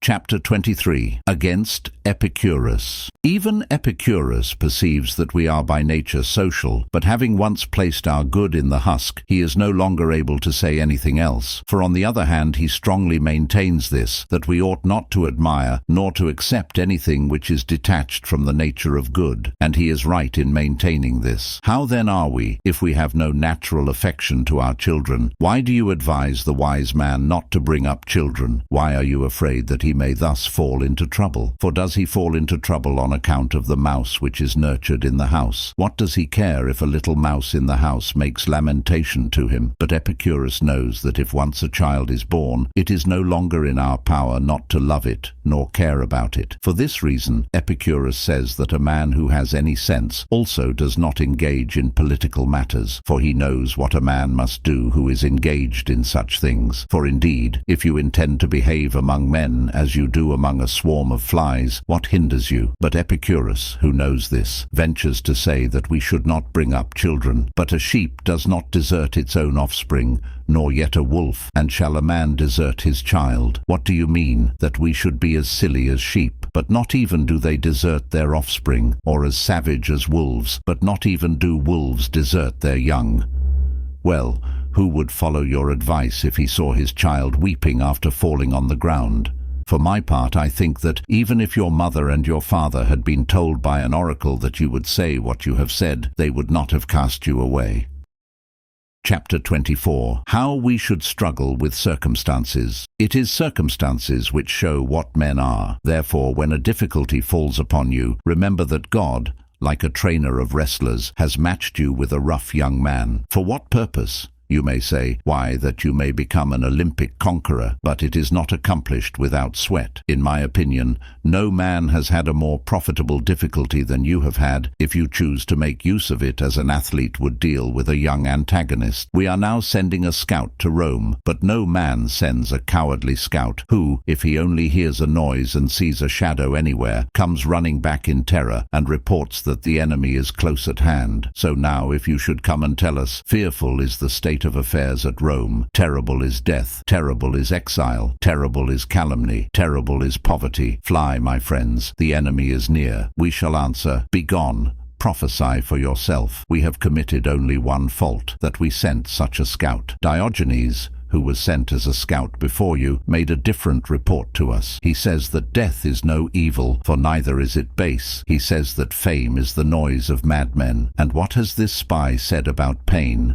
about pleasure, and about poverty? He says that to be naked is better than any purple robe, and to sleep on the bare ground is the softest bed. And he gives as a proof of each thing that he affirms his own courage, his tranquility, his freedom, and the healthy appearance and compactness of his body. There is no enemy, he says. All is peace. How so, Diogenes? See, he replies, if I am struck, if I have been wounded, if I have fled from any man. This is what a scout ought to be. But you come to us and tell us one thing after another. Will you not go back? And you will see clearer when you have laid aside fear. What then shall I do? What do you do when you leave a ship? Do you take away the helm or the oars? What then do you take away? You take what is your own, your bottle and your wallet. And now, if you think of what is your own, you will never claim what belongs to others. The emperor says, lay aside your laticlave. See, I put on the angusticlave. Lay aside this also. See, I have only my toga. Lay aside your toga. See, I am naked, but you still raise my envy. Take then all my poor body. When, at a man's command, I can throw away my poor body, do I still fear him? But a certain person will not leave to me the succession to his estate. What then? Had I forgotten that not one of these things was mine? How then do we call them mine, just as we call the bed in the inn? If then the innkeeper at his death leaves you the beds, all well. But if he leaves them to another, he will have them, and you will seek another bed. If then you shall not find one, you will sleep on the ground. Only sleep with a good will and snore, and remember that tragedies have their place among the rich and kings and tyrants, but no poor man fills a part in the tragedy, except as one of the chorus. Kings indeed commence with prosperity, ornament the palaces with garlands. Then about the third or fourth act they call out, O Citharon, why didst thou receive me? Slave, where are the crowns? Where the diadem? The guards help thee not at all. When then you approach any of these persons, remember this, that you are approaching a tragedian, not the actor but Oedipus himself. But you say, such a man is happy, for he walks about with many, and I also place myself with the many, and walk about with many. In sum, remember this, the door is open. Be not more timid than little children, but as they say, when the thing does not please them, I will play no loner. So do you. When things seem to you of such a kind, say, I will no longer play, and begone. But if you stay, do not complain. Chapter 25. On the same. If these things are true, and if we are not silly, and are not acting hypocritically when we say that the good of man is in the will, and the evil too, and that everything else does not concern us, why are we still disturbed? Why are we still afraid? The things about which we have been busied are in no man's power, and the things which are in the power of others we care not for. What kind of trouble have we still? But give me directions. Why should I give you directions? Has not Zeus given you directions? Has he not given to you what is your own free from hindrance and free from impediment, and what is not your own subject to hindrance and impediment? What directions then? What kind of orders did you bring when you came from him? Keep by every means what is your own. Do not desire what belongs to others. Fidelity is your own. Virtuous shame is your own. Who then can take these things from you? Who else than yourself will hinder you from using them? But how do you act? When you seek what is not your own, you lose that which is your own. Having such promptings and commands from Zeus, what kind do you still ask from me? Am I more powerful than he? Am I more worthy of confidence? But if you observe these, do you want any others besides? Well, but he has not given these orders, you will say. Produce your precognitions, produce the proofs of philosophers, produce what you have often heard, and produce what you have said yourself. Produce what you have read, produce what you have meditated on, and you will then see that all these things are from God. How long then is it fit to observe these precepts from God, and not to break up the play? As long as the play is continued with propriety. In the Saturnalia, a king is chosen by lot, for it has been the custom to play at this game. The king commands, do you drink? Do you mix the wine? Do you sing? Do you go? Do you come? I obey that the game may be broken up through me. But if he says, think that you are in evil plight, I answer, I do not think so. And who compel me to think so? Further, we agreed to play Agamemnon and Achilles. He who is appointed to play Agamemnon says to me, go to Achilles and tear from him Briseis. I go. He says, come, and I come. For as we behave in the matter of hypothetical arguments, so ought we to do in life. Suppose it to be night. I suppose that it is night. Well then, is it day? No, for I admitted the hypothesis that it was night. Suppose that you think that it is night. Suppose that I do, but also think that it is night. That is not consistent with the hypothesis. So in this case also, suppose that you are unfortunate. Well, suppose so. Are you then unhappy? Yes. Well then, are you troubled with an unfavorable demon? Yes. But think also that you are in misery. This is not consistent with the hypothesis, and another forbids me to think so. How long then must we obey such orders? As long as it is profitable, and this means as long as I maintain that which is becoming and consistent. Further, some men are sour and of bad temper, and they say, I cannot sup with this man to be obliged to hear him telling daily how he fought in Mysia. I told you, brother, how I ascended the hill. Then I began to be besieged again. But another says, I prefer to get my supper and to hear him talk as much as he likes. And do you compare these estimates? Only do nothing in a depressed mood, nor as one afflicted, nor as thinking that you are in misery, for no man compels you to that. Has it smoked in the chamber? If the smoke is moderate, I will stay. If it is excessive, I go out. For you must always remember this and hold it fast, that the door is open. Well, but you say to me, do not live in Nicopolis. I will not live there. Nor in Athens. I will not live in Athens. Nor in Rome. I will not live in Rome. Live in Gyarus. I will live in Gyarus. But it seems like a great smoke to live in Gyarus. And I depart to the place where no man will hinder me from living, for that dwelling place is open to all. And as to the last garment, that is the poor body. No one has any power over me beyond this. This was the reason why Demetrius said to Nero, you threaten me with death, but nature threatens you. If I set my admiration on the poor body, I have given myself up to be a slave. If on my little possessions, I also make myself a slave, for I immediately make it plain with what I may be caught. As if the snake draws in his head, I tell you to strike that part of him which he guards. And do you he assured that whatever part you choose to guard, that part your master will attack. Remembering this, whom will you still flatter or fear? But I should like to sit where the senators sit. Do you see that you are putting yourself in straits? You are squeezing yourself. How then shall I see well in any other way in the amphitheatre? Man, do not be a spectator at all, and you will not be squeezed. Why do you give yourself trouble? Or wait a little, and when the spectacle is over, seat yourself in the place reserved for the senators, and sun yourself. For remember this general truth, that it is we who squeeze ourselves, who put ourselves in straits. That is, Our opinions squeeze us and put us in straits. For what is it to be reviled? Stand by a stone and revile it, and what will you gain? If then a man listens like a stone, what profit is there to the reviler? But if the reviler has as a stepping stone the weakness of him who is reviled, then he accomplishes something. Strip him. What do you mean by him? Lay hold of his garment. Strip it off. I have insulted you. Much good may it do you. This was the practice of Socrates. This was the reason why he always had one face. But we choose to practice and study anything rather than the means by which we shall be unimpeded and free. You say, philosophers talk paradoxes, but are there no paradoxes in the other arts? And what is more paradoxical than to puncture a man's eye in order that he may see? If anyone said this to a man ignorant of the surgical art, would he not ridicule the speaker? Where is the wonder then, if in philosophy also many things which are true appear paradoxical to the inexperienced? Chapter 26. What is the law of life? When a person was reading hypothetical arguments, Epictetus said, "This also is an hypothetical law, that we must accept what follows from the hypothesis. But much before this law is the law of life, that we must act conformably to nature.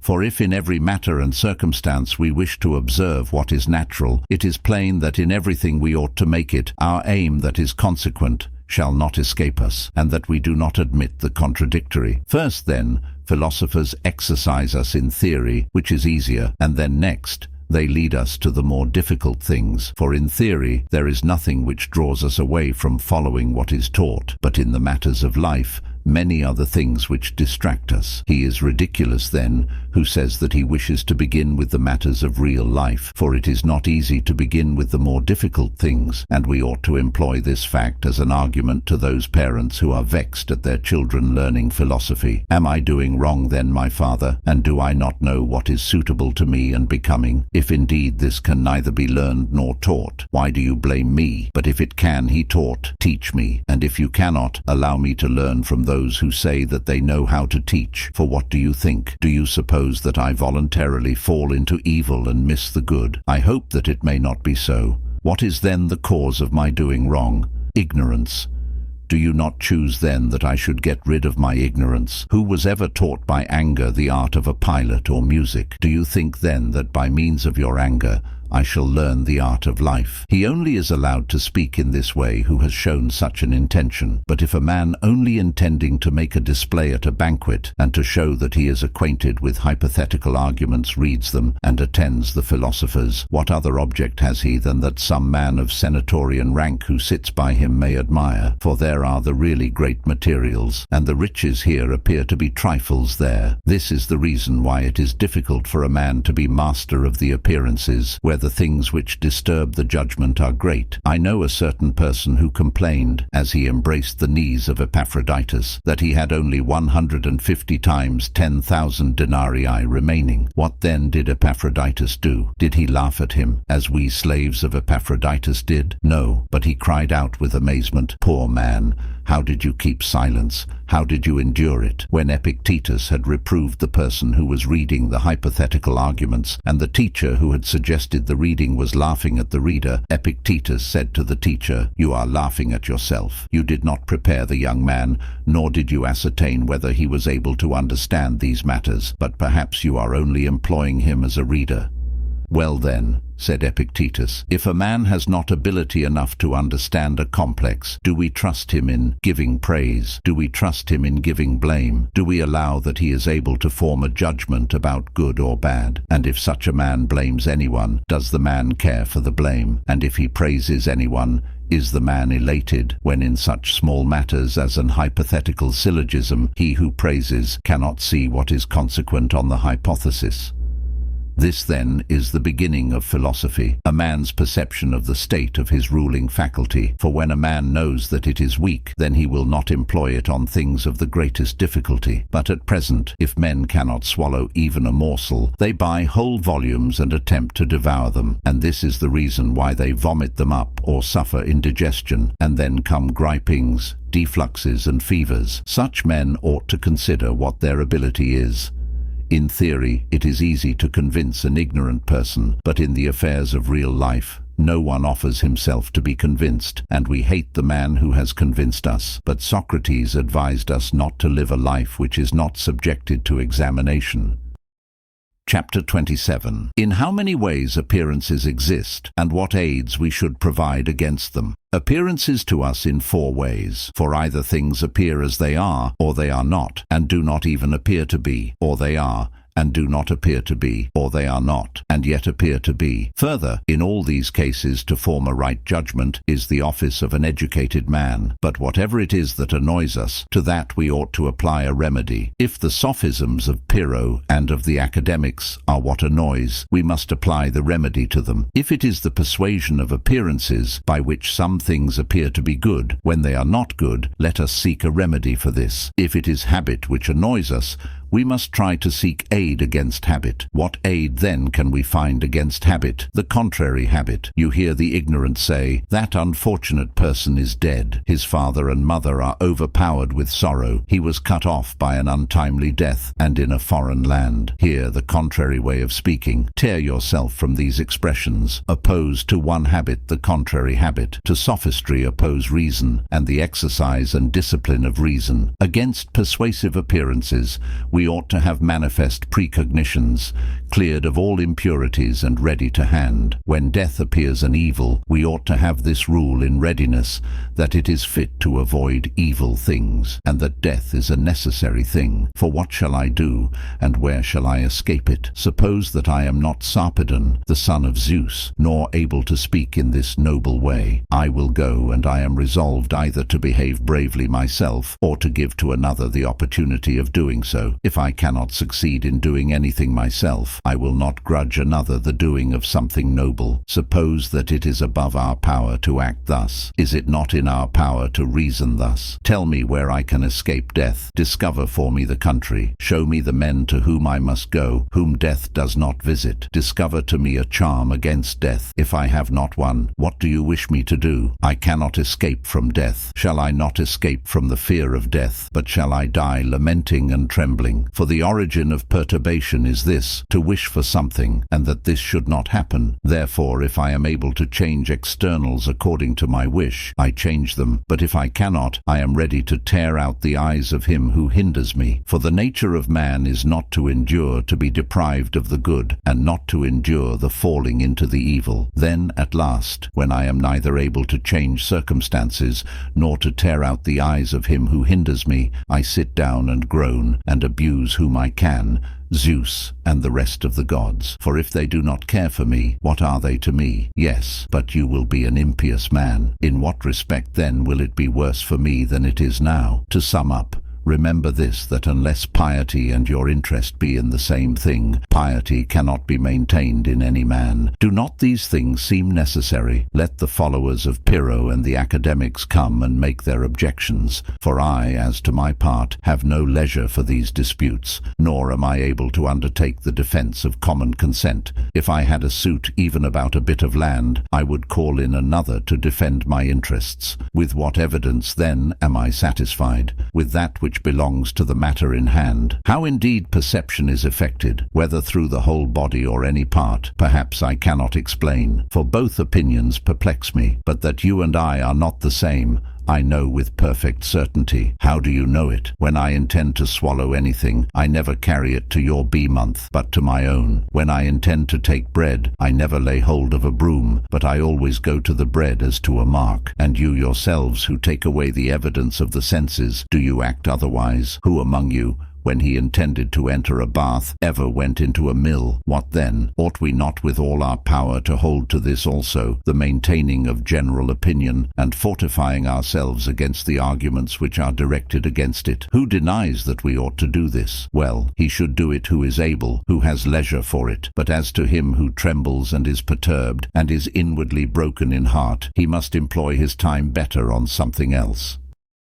Chapter 28. That we ought not to be angry with people, and what are the small and the great things among people. What is the cause of assenting to anything? The fact that it appears to be true. It is not possible then to assent to that which appears not to be true. Why? Because this is the nature of the understanding, to incline to the true, to be dissatisfied with the false, and in matters uncertain to withhold assent. What is the proof of this? Imagine, if you can, that it is now night. It is not possible. Take away your persuasion that it is day. It is not possible. Persuade yourself or take away your persuasion that the stars are even in number. It is impossible. When, then, any man assents to that which is false, be assured that he did not intend to assent to it as false, for every soul is unwillingly deprived of the truth, as Plato says, but the falsity seemed to him to be true. Well, in acts what have we of the like kind as we have here truth or falsehood? We have the fit and the not fit, the profitable and the unprofitable, that which is suitable to a person and that which is not, and whatever is like these. Can, then, a man think that a thing is useful to him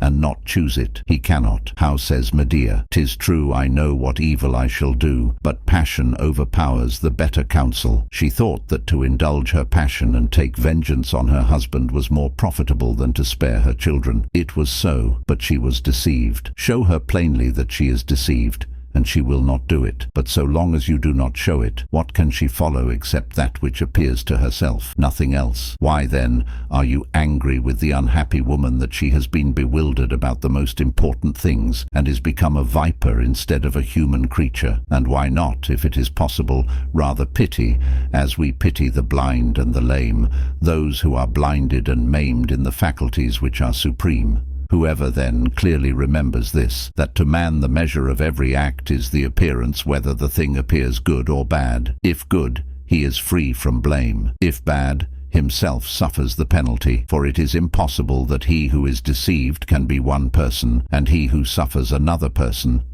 Whoever remembers this will not be angry with any man, will not be vexed at any man, will not revile or blame any man, nor hate nor quarrel with any man. So then all these great and dreadful deeds have this origin in the appearance. Yes, this origin and no other. The Iliad is nothing else than appearance and the use of appearances. It appeared to Paris to carry off the wife of Menelaus. It appeared to Helen to follow him. If then it had appeared to Menelaus to feel that it was a gain to be deprived of such a wife, what would have happened? Not only a wee would the Iliad have been lost, but the Odyssey also. On so small a matter then did such great things depend. But what do you mean by such great things? Wars and civil commotions, and the destruction of many men and cities. And what great matter is this? Is it nothing? But what great matter is the death of many oxen, and many sheep, and many nests of swallows or storks being burnt or destroyed? Are these things, then, like those? Very like. Bodies of men are destroyed, and the bodies of oxen and sheep. The dwellings of men are burnt, and the nests of storks. What is there in this great or dreadful? Or show me what is the difference between a man's house and a stork's nest, as far as each is a dwelling, except that man builds his little houses of beams and tiles and bricks, and the stork builds them of sticks and mud. Are a stork and a man then like things? What say you? In body they are very much alike. Does a man then differ in no respect from a stork? Don't suppose that I say so, but there is no difference in these matters. In what, then, is the difference? Seek, and you will find that there is a difference in another matter. See whether it is not in a man the understanding of what he does. See if it is not in social community, in fidelity, in modesty, in steadfastness, in intelligence. Where then is the great good and evil in men? It is where the difference is. If the difference is preserved and remains fenced round, and neither modesty is destroyed, nor fidelity, nor intelligence, then the man also is preserved. But if any of these things is destroyed and stormed like a city, then the man too perishes, and in this consist the great things. Paris, you say, sustained great damage then, when the Hellenes invaded, and when they ravaged Troy, and when his brothers perished. By no means, for no man is damaged by an action which is not his own. But what happened at that time was only the destruction of storks' nests. Now the ruin of Paris was when he lost the character of modesty, fidelity, regard to hospitality, and to decency. When was Achilles ruined? Was it when Patroclus died? Not so. but it happened when he began to be angry, when he wept for a girl, when he forgot that he was at Troy not to get mistresses, but to fight. These things are the ruin of men. This is being besieged. This is the destruction of cities, when right opinions are destroyed, when they are corrupted, when then women are carried off, when children are made captives, and when the men are killed. Are these not evils? How is it then that you add to the facts these opinions? Explain this to me also. I shall not do that. But how is it that you say that these are not evils? Let us come to the rules. Produce the precognitions, for it is because this is neglected that we cannot sufficiently wonder at what men do. When we intend to judge of weights, we do not judge by guess. Where we intend to judge of straight and crooked, we do not judge by guess. In all cases where it is our interest to know what is true in any matter, never will any man among us do anything by guess. But in things which depend on the first and on the only cause of doing right or wrong, of happiness or unhappiness, of being unfortunate or fortunate, there only we are inconsiderate and rash. There is then nothing like scales, nothing like a rule, but some appearance is presented, and straightway I act according to it. Must I then suppose that I am superior to Achilles or Agamemnon, so that they by following appearances do and suffer so many evils? And shall not the appearance be sufficient for me? And what tragedy has any other beginning? The Atreus of Euripides, what is it? An appearance. The Oedipus of Sophocles, what is it? An appearance. The Phoenix? An appearance. The Hippolytus? An appearance. What kind of a man then do you suppose him to be who pays no regard to this matter? And what is the name of those who follow every appearance? They are called madmen. Do we then act at all differently? Chapter 29. On constancy. The being of the good is a certain will. The being of the bad is a certain kind of will. What then are externals, materials for the will, about which the will being conversant shall obtain its own good or evil? How shall it obtain the good, if it does not admire the materials? For the opinions about the materials, if the opinions are right, make the will good, but perverse and distorted opinions make the will bad. God has fixed this law, and says, if you would have anything good, receive it from yourself. You say, no, but I have it from another. Do not so, but receive it from yourself. Therefore, when the tyrant threatens and calls me, I say, whom do you threaten? If he says, I will put you in chains, I say, you threaten my hands and my feet. If he says, I will cut off your head, I reply, you threaten my head. If he says, I will throw you into prison, I say, you threaten the whole of this poor body. If he threatens me with banishment, I say the same. Does he then not threaten you at all? If I feel that all these things do not concern me, he does not threaten me at all. But if I fear any of them, it is I whom he threatens. Whom then do I fear? The master of what? The master of things which are in my own power. There is no such master. Do I fear the master of things which are not in my power? And what are these things to me?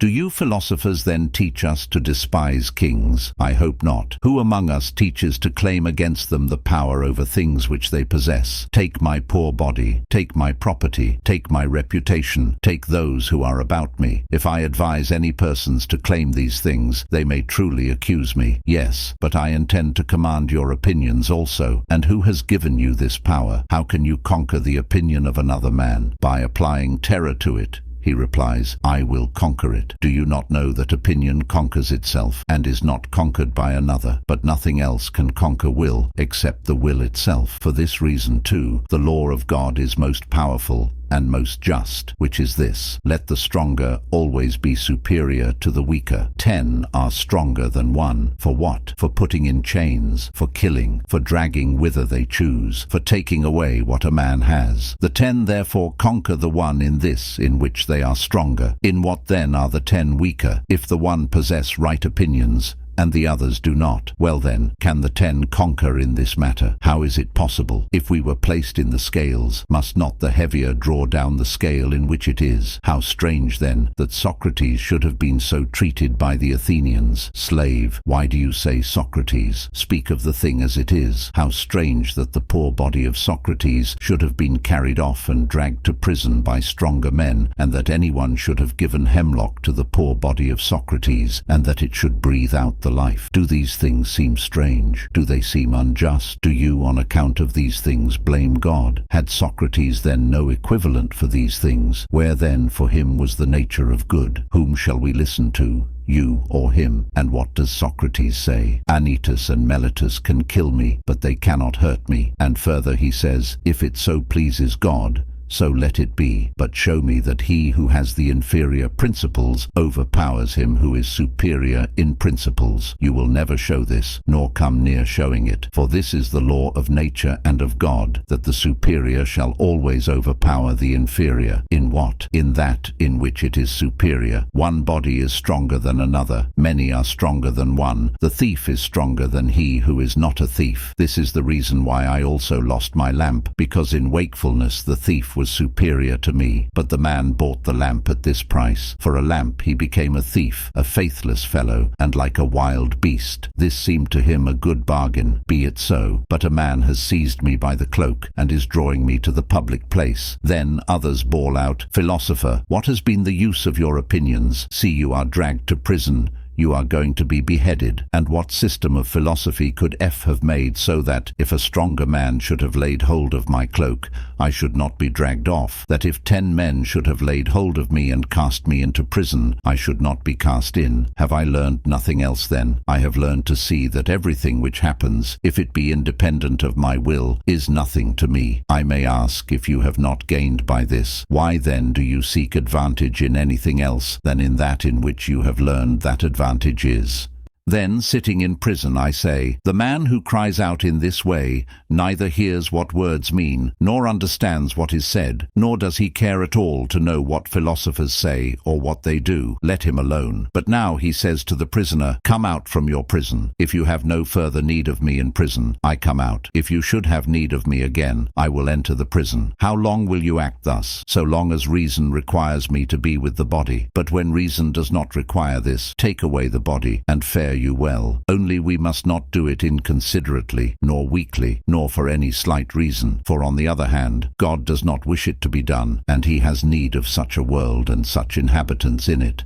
But if he sounds the signal for retreat, as he did to Socrates, we must obey him who gives the signal, as if he were a general. Well then, ought we to say such things to the many? Why should we? Is it not enough for a man to be persuaded himself? When children come clapping their hands and crying out, today is the good Saturnalia, do we say, the Saturnalia are not good? By no means, but we clap our hands also. Do you also then, when you are not able to make a man change his mind, be assured that he is a child, and clap your hands with him? And if you do not choose to do this, keep silent. A man must keep this in mind, and when he is called to any such difficulty, he should know that the time is come for showing if he has been instructed. For he who is come into a difficulty is like a young man from a school who has practiced the resolution of syllogisms. And if any person proposes to him an easy syllogism, he says, rather propose to me a syllogism which is skillfully complicated, that I may exercise myself on it. Even athletes are dissatisfied with slight young men, and say, he cannot lift me. This is a youth of noble disposition. But when the time of trial is come, one of you must weep and say, I wish that I had learned more. A little more of what? If you did not learn these things in order to show them in practice, why did you learn them? I think that there is someone among you who are sitting here who is suffering like a woman in labor, and saying, oh, that such a difficulty does not present itself to me as that which has come to this man. Oh, that I should be wasting my life in a corner when I might be crowned at Olympia. When will anyone announce to me such a contest? Such ought to be the disposition of all of you. Even among the gladiators of Caesar, there are some who complain grievously that they are not brought forward and matched, and they offer up prayers to God and address themselves to their superintendents, entreating that they might fight. And will no one among you show himself such? I would willingly take a voyage for this purpose, and see what my athlete is doing, how he is studying his subject. I do not choose such a subject, he says. Why, is it in your power to take what subject you choose? There has been given to you such a body as you have, such parents, such brethren, such a country, such a place in your country. Then you come to me and say, change my subject. Have you not abilities which enable you to manage the subject which has been given to you? It is your business to propose. It is mine to exercise myself well. However, You do not say so, but you say, do not propose to me such a tropic, but such. Do not urge against me such an objection, but such. There will be a time, perhaps, when tragic actors will suppose that they are masks and buskins and the long cloak. I say, these things, man, are your material and subject. Utter something that we may know whether you are a tragic actor or a buffoon, for both of you have all the rest in common. If anyone then should take away the tragic actor's buskins and his mask, and introduce him on the stage as a phantom, is the tragic actor lost, or does he still remain? If he has voice, he still remains. An example of another kind. Assume the governorship of a province. I assume it, and when I have assumed it, I show how an instructed man behaves. Lay aside the laticlave and, clothing yourself in rags, come forward in this character. What then? Have I not the power of displaying a good voice? How then do you now appear? As a witness summoned by God. Come forward, you, and bear testimony for me, for you are worthy to be brought forward as a witness by me. Is anything external to the will good or bad? Do I hurt any man? Have I made every man's interest dependent on any man except himself? What testimony do you give for God? I am in a wretched condition, master, and I am unfortunate. No man cares for me. No man gives me anything. All blame me. All speak ill of me. Is this the evidence that you are going to give and disgrace his summons, who has conferred so much honor on you and thought you worthy of being called to bear such testimony? But suppose that he who has the power has declared, I judge you to be impious and profane. What has happened to you? I have been judged to be impious and profane. Nothing else. Nothing else. But if the same person had passed judgment on an hypothetical syllogism and had made a declaration, the conclusion that, if it is day, it is light, I declare to be false. What has happened to the hypothetical syllogism? Who is judged in this case? Who has been condemned? The hypothetical syllogism, or the man who has been deceived by it? Does he then, who has the power of making any declaration about you, know what is pious or impious? Has he studied it, and has he learned it? Where? From whom? Then is it the fact that a musician pays no regard to him who declares that the lowest chord in the lyre is the highest, nor yet a geometrician if he declares that the lines from the center of a circle to the circumference are not equal? And shall he who is really instructed pay any regard to the uninstructed man when he pronounces judgment on what is pious and what is impious, on what is just and unjust? Oh, the signal wrong done by the instructed! Did they learn this here? Will you not leave the small arguments about these matters to others, to lazy fellows, that they may sit in a corner and receive their sorry pay, or grumble that no one gives them anything? And will you not come forward and make use of what you have learned? For it is not these small arguments that are wanted now. The writings of the Stoics are full of them. What then is the thing which is wanted? A man who shall apply them, one who by his acts shall bear testimony to his words. Assume, I entreat you, this character, that we may no longer use in the schools the examples of the ancients, but may have some example of our own. To whom then does the contemplation of these matters belong? To him who has leisure, for man is an animal that loves contemplation. But it is shameful to contemplate these things as runaway slaves do. We should sit, as in a theatre, free from distraction, and listen at one time to the tragic actor, at another time to the lute player, and not do as slaves do. As soon as the slave has taken his station, he praises the actor, and at the same time looks round. Then, if anyone calls out his master's name, the slave is immediately frightened and disturbed. It is shameful for philosophers thus to contemplate the works of nature. For what is a master? Man is not the master of man, but death is, and life and pleasure and pain. For if he comes without these things, bring Caesar to me, and you will see how firm I am. But when he shall come with these things, thundering and lightning, and when I am afraid of them, what do I do then, except to recognize my master like the runaway slave? But so long as I have any respite from these terrors, as a runaway slave stands in the theatre, so do I. I bathe, I drink, I sing, but all this I do with terror and uneasiness. But if I shall release myself from my masters, that is from those things by means of which masters are formidable, what further trouble have I? What master have I still? What then? Ought we to publish these things to all men? No, but we ought to accommodate ourselves to the ignorant and to say, this man recommends to me that which he thinks good for himself. I excuse him. For Socrates also excused the jailer who had the charge of him in prison prison, and was weeping when Socrates was going to drink the poison, and said, "How generously he laments over us." Does he then say to the jailer that for this reason we have sent away the women? No, but he says it to his friends who were able to hear it, and he treats the jailer as a child. Chapter 30. What we ought to have ready in difficult circumstances. When you are going into any great personage, remember that another also from above sees what is going on, and that you ought to please him rather than the other. He then, who sees from above, asks you, "In the schools, what used you to say about exile and bonds and death and disgrace?" I used to say that they are things indifferent. What then do you say of them now? Are they changed at all? No. Are you changed then? No. Tell me then what things are indifferent, the things which are independent of the will. Tell me also what follows from this. The things which are independent of the will are nothing to me. Tell me also about the good. What was your opinion? A will such as we ought to have, and also such a use of appearances. And the end, what is it? To follow thee. Do you say this now also? I say the same now also. Then go into the great personage boldly, and remember these things, and you will see what a youth is who has studied these things, when he is among men who have not studied them. I indeed imagine that you will have such thoughts as these. Why do we make so great and so many preparations for nothing? Is this the thing which men name power? Is this the antechamber? This the men of the bedchamber? This the armed guards? Is it for this that I listened to so many discourses? All this is nothing, but I have been preparing myself for something great.